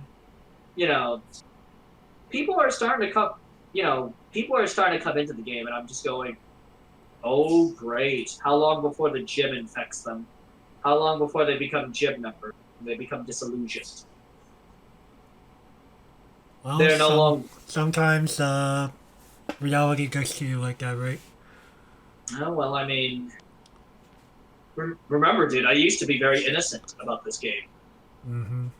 Look at what I've become. Mm-hmm. You met me when I was still innocent. I see. And now you know the current me. Mm. Have I become disillusioned? I wouldn't say fully. Like, you are still willing to embrace the possibilities of, like, you could still, like, you're not stopping people from playing, like, less playable decks entirely, right? You're not gatekeeping. I'm not gatekeeping. But people interpret me as very sweaty. And that's fine. Again, you could be, like, most players that play this game competitively do own their fair share of, like, less than stellar decks. Whether it be for sentimental reasons, or favorite character reasons, or Oshi reasons, or meme reasons. See the Abyss. Right, you have the Abyss. I have, like, my fair share of Dancing the Closet. I call it the Abyss for a reason. Oh boy, the Abyss is pretty large at this point. Right, like, most competitive players, I would argue, do have a soft side. Of course. And then we all have our demons. Of course. Anyways, Charu. Wait a second. This looks like Yo. This definitely looks like Yo. Except, you know what? I'll take ship for 500 power. I'll take ship for 500. True. And of course, in before daily double. Hey man, I was going. Come on, man. You should have picked up on the Jeopardy reference. I know.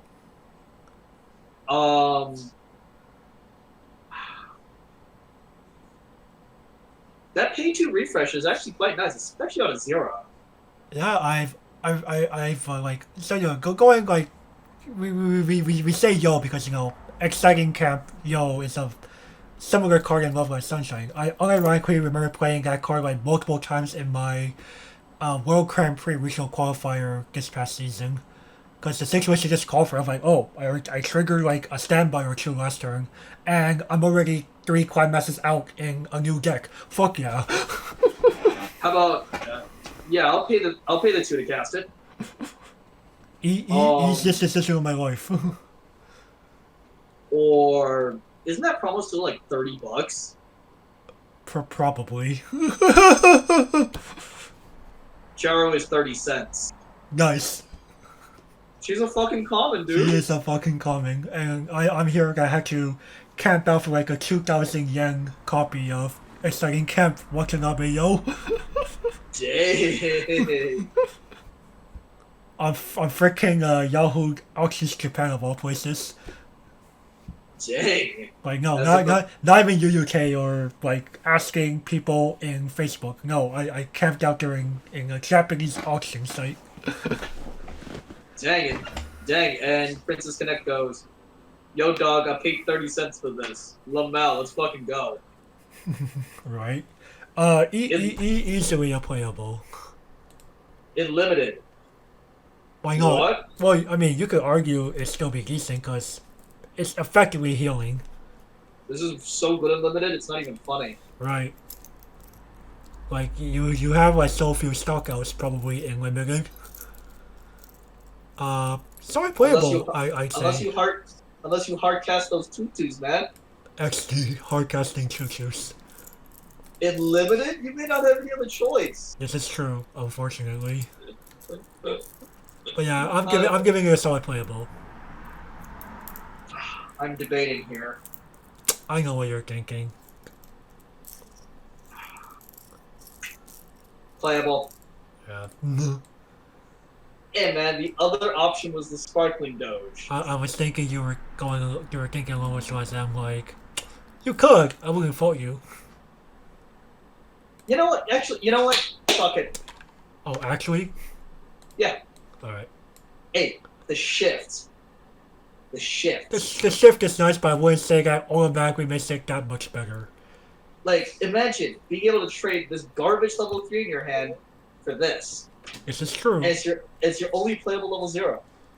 This is also true, but I will not automatically give that a playable plus.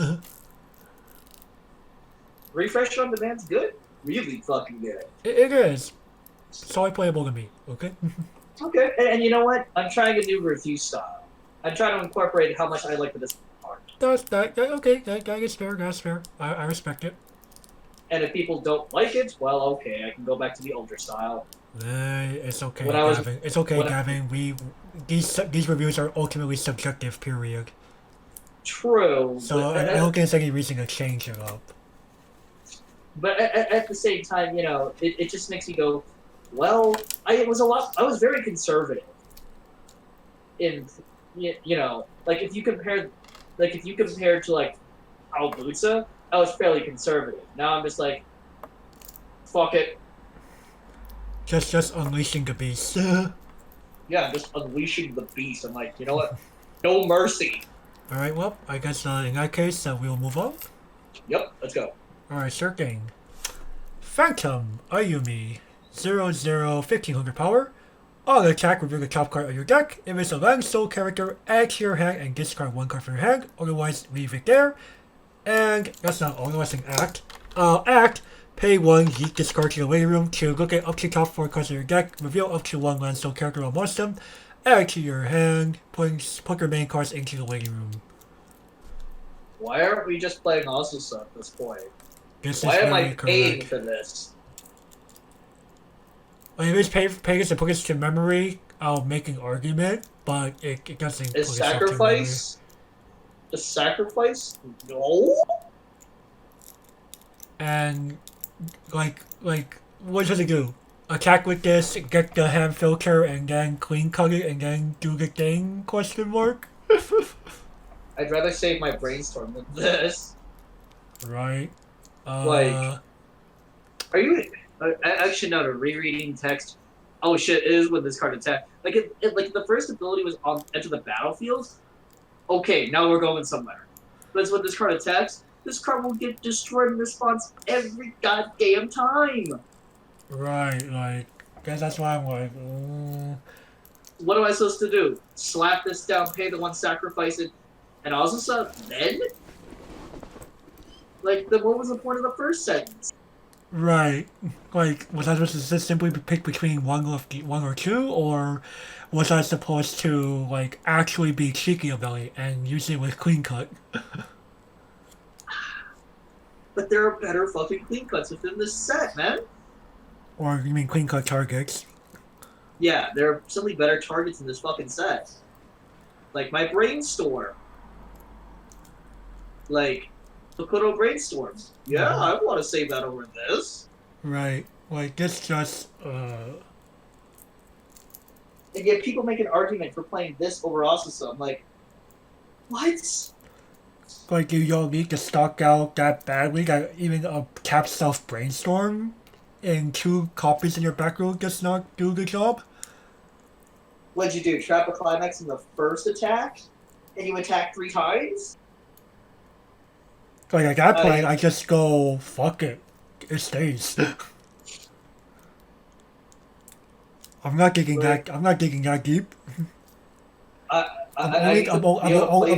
would only dig that deep if I'm like at that point 5 CXs out.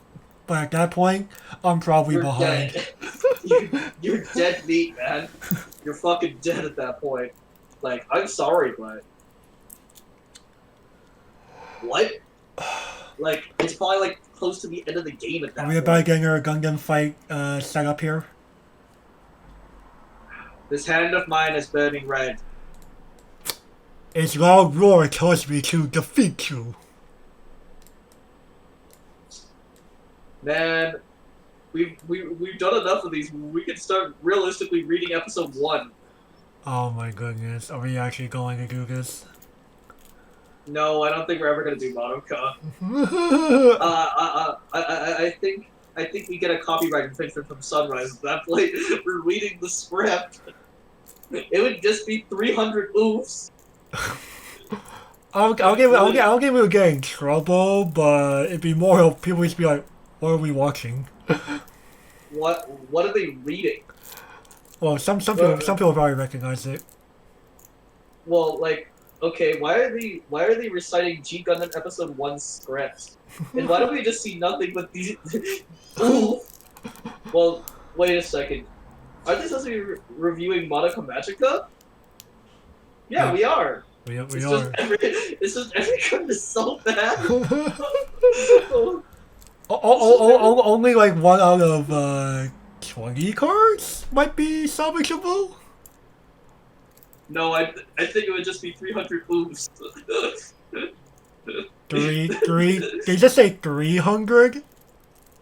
Yeah, count the amount of oofs times it by the amount of cards in the set. You mean all of Madoka? Yes. Oh my goodness. It would just be 300 oofs. Holy shit. Sayaka's Wish deserves oof? No, I'm talking about the anime set, man. The set that came out last year. There aren't 300 cards in that. No way. No, there's 100 cards in it, but remember, double oof for me, single oof for you. Oh my god. It would just be 300 oofs. Oh god. What? Anyway, Unlimited, you have better options. You grab Azusa, guys. It's a rare, but let's compare it to a common. Grab should return home Carol instead. Yeah, I was about to say. That's a better stock out. Much better stock out. Alright, let's truck along here. Alrighty, next. Duty as a Grandmaster Jun, 004K. All of your opponents get... No? Cuck. All of your opponents get auto encore. You do gotta admit, Jun looks pretty sad here. He does. And you know what? In Limited, this isn't god-awful. Yeah, in Limited, this is pretty Gucci. Like, Jun's gonna live. He's gonna destroy whatever's in front of his ass. Because, frankly speaking, there aren't that many powerful level zeros overall that can deal with this in Princess Connect. What are they gonna do? They have to pretty much bomb Jun. Which, okay, sure, bomb them. Cool, I opened up the link. And you traded 1 for 1, man. Like, that's not easy. I'll plop another one like a boss. Cause I unironically pulled 5 of these. It's a bloody common, and everyone passed him. like, wait, why does he keep coming back? Understandable. Sure, I'll take him. It's a level 0. That's Huang. Like, board presence matters in limited, people. Right. Like, we really need to do that primer on limited. Eventually, I think it has to just simply wait until one of us visits the other at like their home shop or something. I'd be like, yo, dog. Okay, let's record the primer on limited. Or we could do it remote style. So one of us buys a box, randomly takes half the packs and ships it over to the other person. Lamau. That sounds like too much effort for what it is. Still, that would just be amazing. Imagine people watching us play limited in Weiss Schwarz. Are you actually going to arrange for 2 other people where I can ship out 5 packs each to the 3 of you or something? I mean, let me see here. I might be able to get Justin and Victor interested. We'll think about it before. We'll discuss it after, in between recordings and see what happens in that case. But anyway, doing this in Grandmaster June. Well, bleh in constructed, pretty decent in limited. Overall, I'll be fair here giving this. Yep, same. Just because of limited. Limited TBA saves some of these cards. Hey man, limited is my mercy card. This is very true. All right. Well, otherwise you'd be hearing another quote. You are right. All right. Well, let's move on here. I get to keep reading the Miyako cards. Okay, I'm okay with that trade. You get to read all the June cards. Anyway, Ideal Pudding, Miyako, 1-0, 3500. Also, when your other character's battle opponent becomes reverse, choose one of your characters and gets 500 power until the end of the turn, and she is a self-tap salvage brainstorm. Common? What? Common, level 1. Yeah. Okay. In limited, oh my god, I have found my brainstorm. Right? Like, you're probably gonna see, like, so many of these. Like, okay, Right. sure, someone else killed Kokoro, that's effing fine. Or I don't see Kokoro. Right. But in constructed, there's no reason to play this. Kokoro is just better. Yeah. But this is amazing on a budget though. yeah, like, you're on a This is- budget, and you know, let's be honest here. Most people don't miss brainstorming at 0 anyway. Some people are like, but when I want my brainstorm 0. Oh, cry me a fucking river. You could wait a turn or two. Like, cry me a fucking river when your ass gets pushed to fucking 1. And the momentum gain could be valuable. Yeah, like it could literally mean the difference in mirror match, especially. But like, okay, it's a salvage store. In limited, you don't fucking care. You just care that it's a thing that can possibly push you, and also mill your deck out. Right, card advantage is king in limited.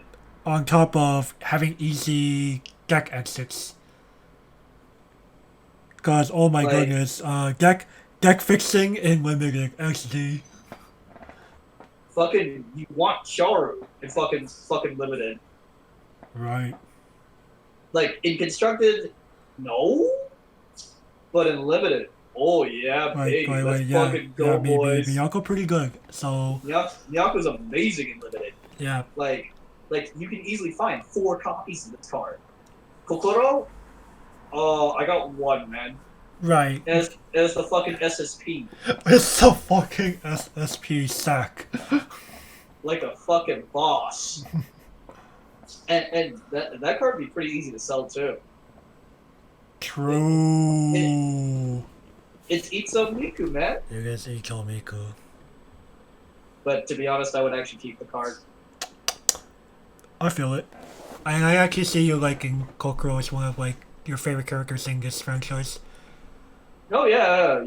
I mean, yes, I do like Kokoro. But I do like Kokoro because, well, soft-spoken, level-headed, Mm-hmm. She's like Miku. She's basically Miku.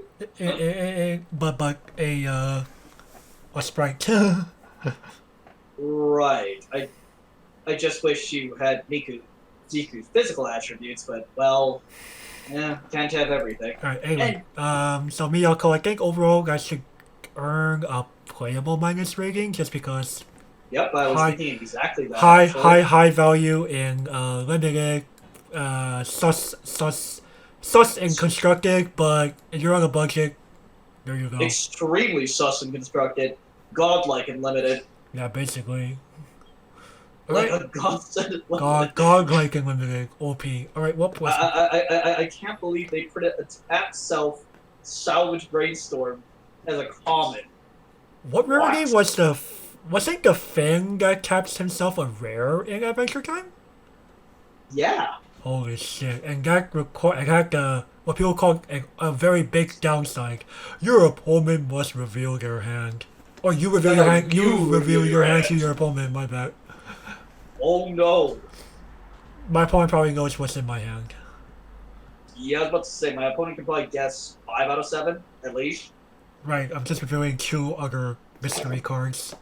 Oh no. Anyway, let's move on here. Yep. Psychic Girl Shinobu 2155. Let's see here. Global K and pitch a card. Choose one Psychic Girl Shinobu from your hand, place it onto any card on the board, and at the end of your turn, sacrifice it. Replicating Global 1000's forehead. Why? Like, I get it, but at the same time, why would I play this card? There are better supports in Princess Cadet. In other colors, too, like... Right. Just play the... Now, in Limited, supports are going to be, like... The quality supports are going to be hard to find. So, if you have to settle for Shinobu. But you should be really trying to fish for Pecorine. Ideally. But, like, in Limited, like, it's perfectly fine. Right. And But- the whole replicating is just because, you know, she can communicate with the spirits and shit. Right. And, oh, it has to be a creature, fuck. Yeah. any Oh, card. hell no. Hey, man, pitch You got, CX. you have to make an equivalent sacrifice, man. Oh, man. Well, enjoy the shitty level 0. Or enjoy Jun. Enjoy you unironically. Stonks. Hey, man. Something happened to Jun. Fuck. I drew Jun for the turn. Fuck. Bring back your Jung unironically 12-5 with hexproof. Let's fucking go, boys. Or you trigger standby like a boss on your second turn attacking and bring back Jung and then be like 12-5. Escalate. Licking my fingers like I just had 10 chicken wings. Like, no brainstorm, no problem. Who fucking cares? You have these big big fatties to deal with. You have the Chad Grandmaster Jung. Backed by double Shinobu. Shinobu, though, just makes me go, where's my Pecorine? Like, in Constructed, there's no reason to play Shinobu. No, There's absolutely zero reason. you just shoved this to the wayside. But In Limited, you can make the argument. she is a common. She's a common, you're more likely to find her, and hey, that replicating could actually help a lot. But So, this ain't no right-up replication. right, but overall, I think this is probably the fairest rating. Yeah, Limited fucking saved this card from the ooh. Yeah, You know what? Limited has saved a lot of cards, actually. it really has. This is why we do Limited. It's why you do limited people. Just you know, for more love. Well, it's more of... It makes things more interesting because, honestly, in Constructed, no. Just In fucking constructed, no. like over half of the cards would just be automatic oof. Because no one wants to watch. LOL pack filler. Right. That's why we do limited, because the theoretical limited makes things a lot more interesting. Alright, well, let's move on here. Lack of magical power Ilya. Q1, 7,000. When she attacks, if the character faces these cards will agree or higher, she gets 4,000 power and won't still until end of turn.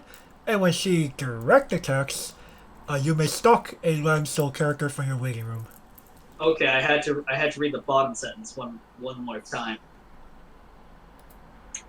Well, we already have a traditional level 3 killer. That's 13,000 in the set. We've already encountered, I think it was yellow? It's something like that. Or it could have been green, I don't remember. I don't fucking remember. I'd have to look at the footage again, but at the same time, oh boy. These videos are getting longer and longer. But you know what? I love them.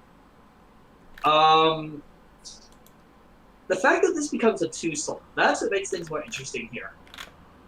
Because if it was just the 4K power, oh no. No. But this fact that this bats for 2. Now that makes things more interesting. With this card, direct attack. It's going to be kind of rare that you direct attack. Like, it only occurs when your opponent is screwed. Right. Like, oh, I only have enough cards to field 2 guys. I'm like, you sure? Yep. Well, Ilya will now give you an extra stock. Stock charge clean, too. In limited, this can suffice, actually, as your level 3 killer. This is actually a good response to level 3s. Right, and you also unironically get a soul boost on top of that. Oh yeah, she kicks them in for 2. Like, she kicks their ass for fucking 2.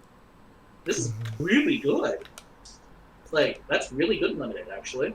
Like, imagine killing the fucking Charu Aqua. Say, get the fuck out of here. Get the fuck out of here. Eat the fucking 2, bitch. Eat the fucking 2. And that Aqua is a double rare. I'm trying to think of the other early plays in this set. Does blue literally only have the other early play? It should be. Okay, well, spoiler alert, I will talk about the blue early play here. This also kills Sarin, too.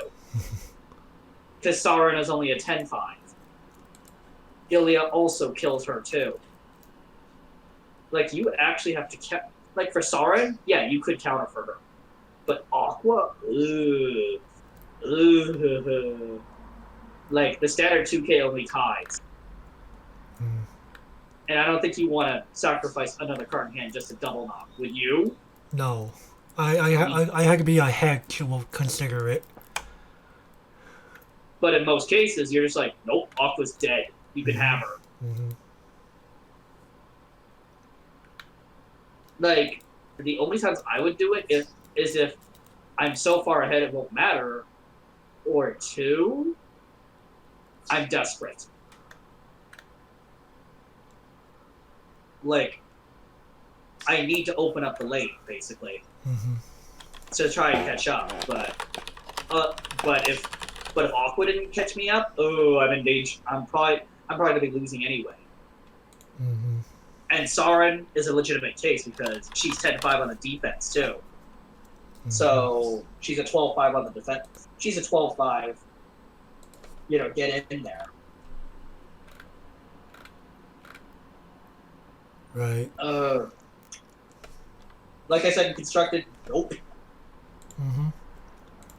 But limited, you could make the argument. Well, there are only 2 early plays, so. So overall, probably not, right? I believe Sarin is a rare. Yeah, it should be a rare. It should be a rare? Okay. So yeah, Sarin's only a rare, so you'll be seeing more of her than you'll be seeing of Aqua. Of the Aqua. And no, I'm not bringing in the standby Kyorin. The standby 3-2 Kyorin with Hanonko. I'm not bringing that up because, well... But even again, even if you talk about, like, even, like, if you talk about people that are playing at level 3s at level 3, this is still fine to just simply get that extra soul damage in there if you need it. Oh yeah, she beats you up for 2. For one stock less than an actual level 3. And in Limited, you will find yourself not really having a lot of level 3 options because most of them are R or higher. Yeah, true. Majority of them are rares. So sometimes you just need a cheaper way to get soul damage in, and Ilya might honestly be it in Limited. She's a common. Like, I think I unironically I might be. I think we I unironically might have just simply give this niche for that reason. Like, a one stock 2 soul beater that's a pretty easy way to get 2 soul damage in Limited. That's pretty good. Like, this card's pretty godly in them. But in Constructed, nope. Yeah. Niche it is. Alright. Like, I was tempted to give this a playable minus, but I was like, that's too generous. Yeah, for sure. Alrighty, well, let's truck along here again. That which was stolen. 1-0. Choose one of your guys and it gets the following ability until your end of your opponent's next turn. Your characters in all zones lose card names and cannot get card names. Right, so, you know, some lore to like explain what's going on. You know, this is Omniscient Kaiser. They just simply like they're kind of like the reason like why like a good chunk of the Princess Colette story even happens. So like they're kind of like the behind the scenes. I'm gonna like watch you like get fucked and shit along the way. And I'm just going. So that's why this event does the, you know, lose card games cannot get card games. So we just mention the actual spoiler at this point. Sure. So this is like where Yuki and the party like get bamboozled, and this is how Yuki loses his memories. Ooh. That's why it's the whole lose card games cannot get card games. Because Yuki forgets who everyone was. Right, and Yuki is the only. Yuki is like Kirito. He basically kills. Basically, it's the. Actually, no. It's the reverse of Konosuba. I forget. It's the reverse of Konosuba. So where they actually need him for reasons. Right. He's not some near useless male protagonist. He's just like the opposite. Like without him, Pecorine, Kokoro, and Karu are not really doing much. He's Kirito, like I said. Right. He's like Kirito. Well, like, yeah, in a way, but like not as cringy. Okay, he's more like Yu-Gi-Oh. There. Fair enough. I'll give you that one. You'll give me Yu-Gi-Oh, but not Kirito. I'll give you Yu-Gi-Oh. Okay. He's like that one guy from Gotobu. He's like Kirito from Gotobu. There. Yeah, that kind of works. But yeah, so yeah, you know, this card's pretty fearful for that reason. But okay, in the actual card game, no. Guess this is only useful if you're See, here's the thing. Like the only thing I guess really works against is waifu decks. And how much waifu material have we seen? Like, that's why limited gets to like do practically nothing. I don't think there's even enough cards of a single character to build a waifu deck around. So like Pecorine doesn't have enough, Kokoro doesn't have enough, Karo doesn't have enough. So basically, no. Yeah, so this will do zero. This will do nothing for the most part in limited. In Constructed.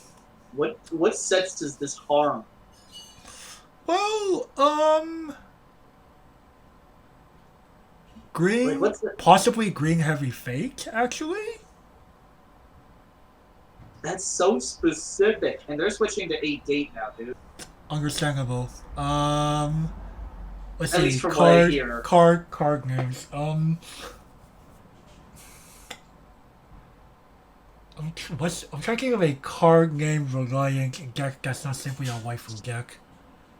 Army decks actually. Those aren't meta. There are some rogue ones that pop up from time to time, like Puyo Puyo and Kyokai no Rinne. What? Because they have brainstorms that unironically activate whenever you hit the army character.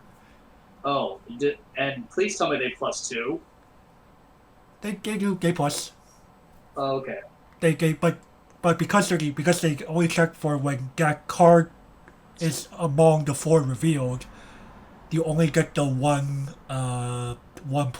not for Yeah. each one that you hit. Oh, god damn it. Yeah, so it's anti-spiral is another one. No. Anti-spirals? Hey man, No one plays that shit. anti-spiral is anti-early play. Space? Yeah, space. That's the only thing it's good at. Actually, no. Space is insanely useful in today's meta. Right? Like, you could ironically imagine like anti-spiral actually sticking up a locals here and there. But can you imagine that in Rochester? Most likely no, but I wouldn't be surprised if someone dared. Oh. Imagine space winning fucking But yeah, that. but that which was stolen will actually F anti-spiral because a lot of the ways that because their brainstorm has to hit a card named anti-spiral. Sure, but So yeah, I guess this ruins what army decks. what same pre-coded player would include that which was stolen in their deck? Right, like again, this is only like really good against like waifu / army decks. Are there any decks that refer to like a faction or something that's still competitive? Factions? Like they refer to a specific like they're all like in a specific name kind of thing. Maybe? Oh, let's see. Oh, this actually could f up. Action, yeah, BB Lily Whites, and yeah. Like pretty much any subunit based Love Live Sunshine deck. Oh yeah, that's true. Oh, this also ruins anything that needs a thing in clock or level area to be like to enable an early play. True. Like, oh, you want to actually early play Mirai Ticket Takami Chica? No, that card in there doesn't have a name. And you want to use Chica to bring back Mirai Ticket Walking Up a Yo? No, there's no name on that card. Lamel.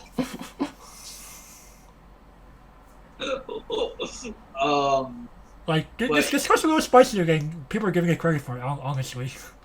Right, but this only works in a very specific meta. You need to know your metagame specific. Right, anyone that's playing a new Konosuba Legend of Crimson combo, this doesn't work, or that combo stops working because both of those characters lost their names.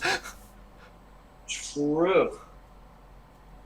But, I mean, you need to cast this at the end of the game. That you could easily hold on to it until then. True.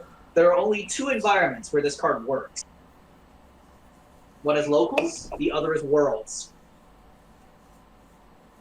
Worlds is small enough.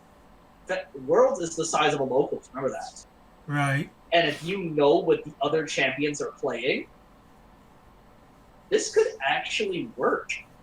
Yeah? Like if you suspect there are actually some very powerful decks that need specific names to show up in certain public zones to work properly. Remember, this affects all zones. Yeah. So you cannot search their deck if they're like, again, a subunit heavy or based Love Live / Love Live Sunshine deck. Well, Yeah. actually, any card that relies on a specific card in exile too. Yeah. Oh. If you you can count. Oh, you can also count a couple. Changes no longer work. Sure. They cannot just cheat out Otome. Free.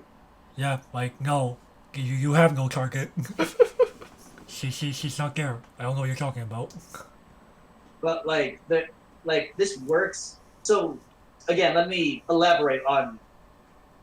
Well, local level, everybody understands, but Worlds. Worlds is very contained, and I don't think a lot of people will be changing up their deck. Especially if it's the Japanese representatives, because they're literally playing the day before for next.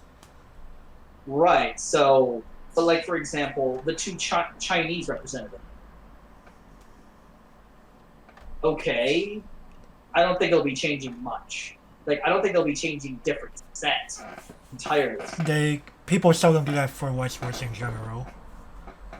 Usually, Right. what you qualify it with is what you're moving forward with. Unless you're someone like myself. Right. Amen.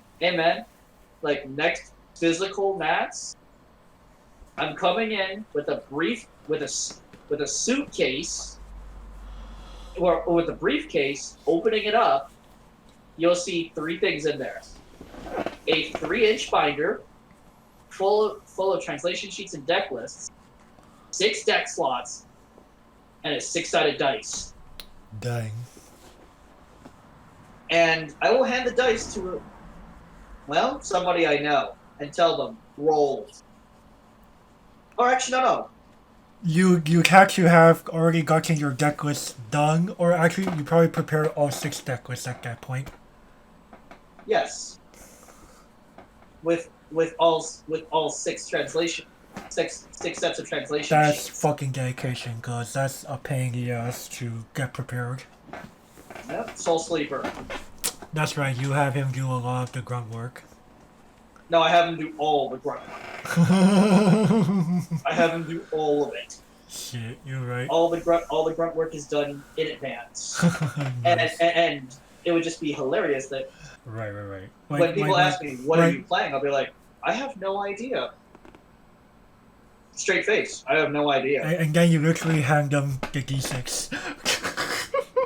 They're like, what do you mean you have no idea? You came to Nats without a deck or deck list? Are you insane?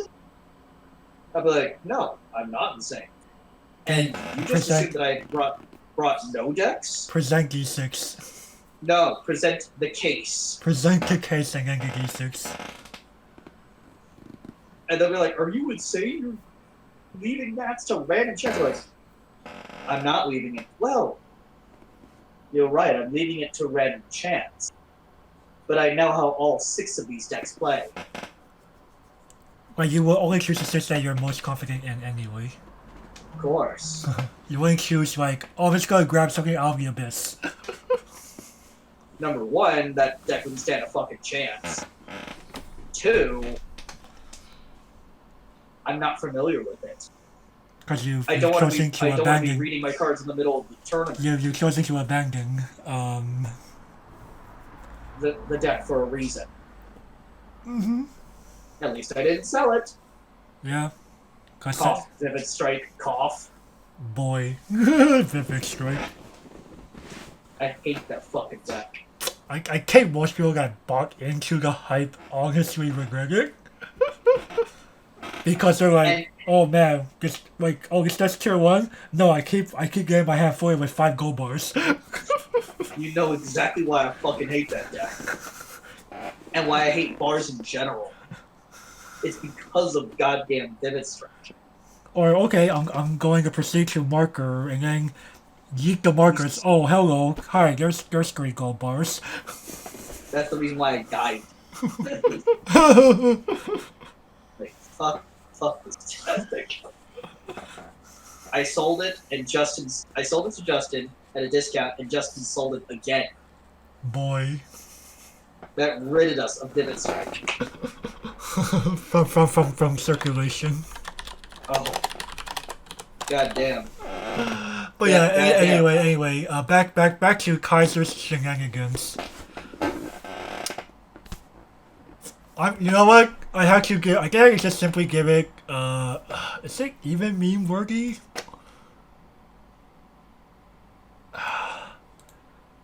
Erupting. I won't even call it. Oh, Gavin, why? I'm sorry, but this card is just—it's too limiting. Like this card is only limited in certain situations. I'm giving it this because it is very meta dependent. I mean, she's charging that orb right there. Oh. This is true. But people... Oh, sorry, yeah, some more things. Alright. This is very meta dependent, but at the same time, this only works in 2 metas in my opinion. And those are locals and worlds. And that's perfectly fine. Worlds? 99.95% of you will never reach. So this is locals only. I'm sorry, but I cannot even niche a card that's locals only pretty much. Like this will never work at the national level. I'll stand by my statement. Oh, alrighty, let's move on to the trial deck bonus, shall we? Yeah, thanks for spoiling it. So yes, people, we have the trial deck bonus round because we actually have a good trial deck card in red. We have Guild Formed, Carol, level 3, 2-drop, 10,000 power. On play, draw 1, discard 1. You may bounce an opponent's character. And on reverse, you may pay 1 stock, discard a card to burn 1. Ooh, this card is actually quite good, actually. So, the draw 1, ditch 1, bounce one of your opponent's guys. I really like that sentence, actually. Mm-hmm. We've really grown to like it. It digs 1 more for your CX. If your opponent is playing the Hen Encore card, goodbye. Play fairly. You're the weakest link, goodbye. And, amen, that additional instant damage. Mm-hmm. And it's cross turn, so you actually counter after you reverse on your turn. Or hell, they slam it with a weenie. Or they do that. You get to do it all over again. Like, it's not bad, actually. This is I'm very glad that they're making pretty solid trial deck cards. And it's actually making the TD somewhat worth it to purchase. Right, so I think overall I'm going to give this a playable. Oh yeah, definitely. Like, this is a very good tech. And no limited rating because you cannot open up a TD in limited unless we say otherwise. we probably will say no. I would generally be against opening a TD in limited because honestly it gives you access. It gives you too much it gives you too many free cards basically. Right, and it just kind of like it just defeats the point of limited as a result. Like. This is an automatic 2-up from the TD. Which is pretty dumb. Like, what? Mm-hmm. No. Exactly. No. I would say no TD. Yeah. It adds to the cost, which blocks off accessibility, and... Anyways, more on the TD primer when we get to it. Right. I'll save my complaining for sure, no TDs. For sure. Anyway, final thoughts on red. Well, Yawn. Overall, while there were some it's been overall pretty boring and there's a lack of innovation in some of the cards. We also have seen some very very nice cards like. Christina and Jung are very very interesting takes on the standby show. It makes me interested in wanting to explore the TD show now, or the standby show now. Makes me want to go and be like, okay. if we were to make standby, like what we RDW is legit possibility. now, of course, if you are playing RDW, I think you're locked into the Kyaru finisher. Ugh. Ugh. Ugh. Too much dismay. Ugh. Because just simply playing the Christina standby is only going to take you so far. Right. Activate Johan a disgusted face here. Oh. I'm really hoping Blue is much more innovative than this. Yeah, well, we will see. So we'll see you guys next time. So with that, everyone, we will thank you all for watching. If you like what you saw, be sure to give this a thumbs up, share the video out, subscribe if you haven't already, because all of these help the YouTube algorithm out. And with that, we will catch you all next time. Bye bye.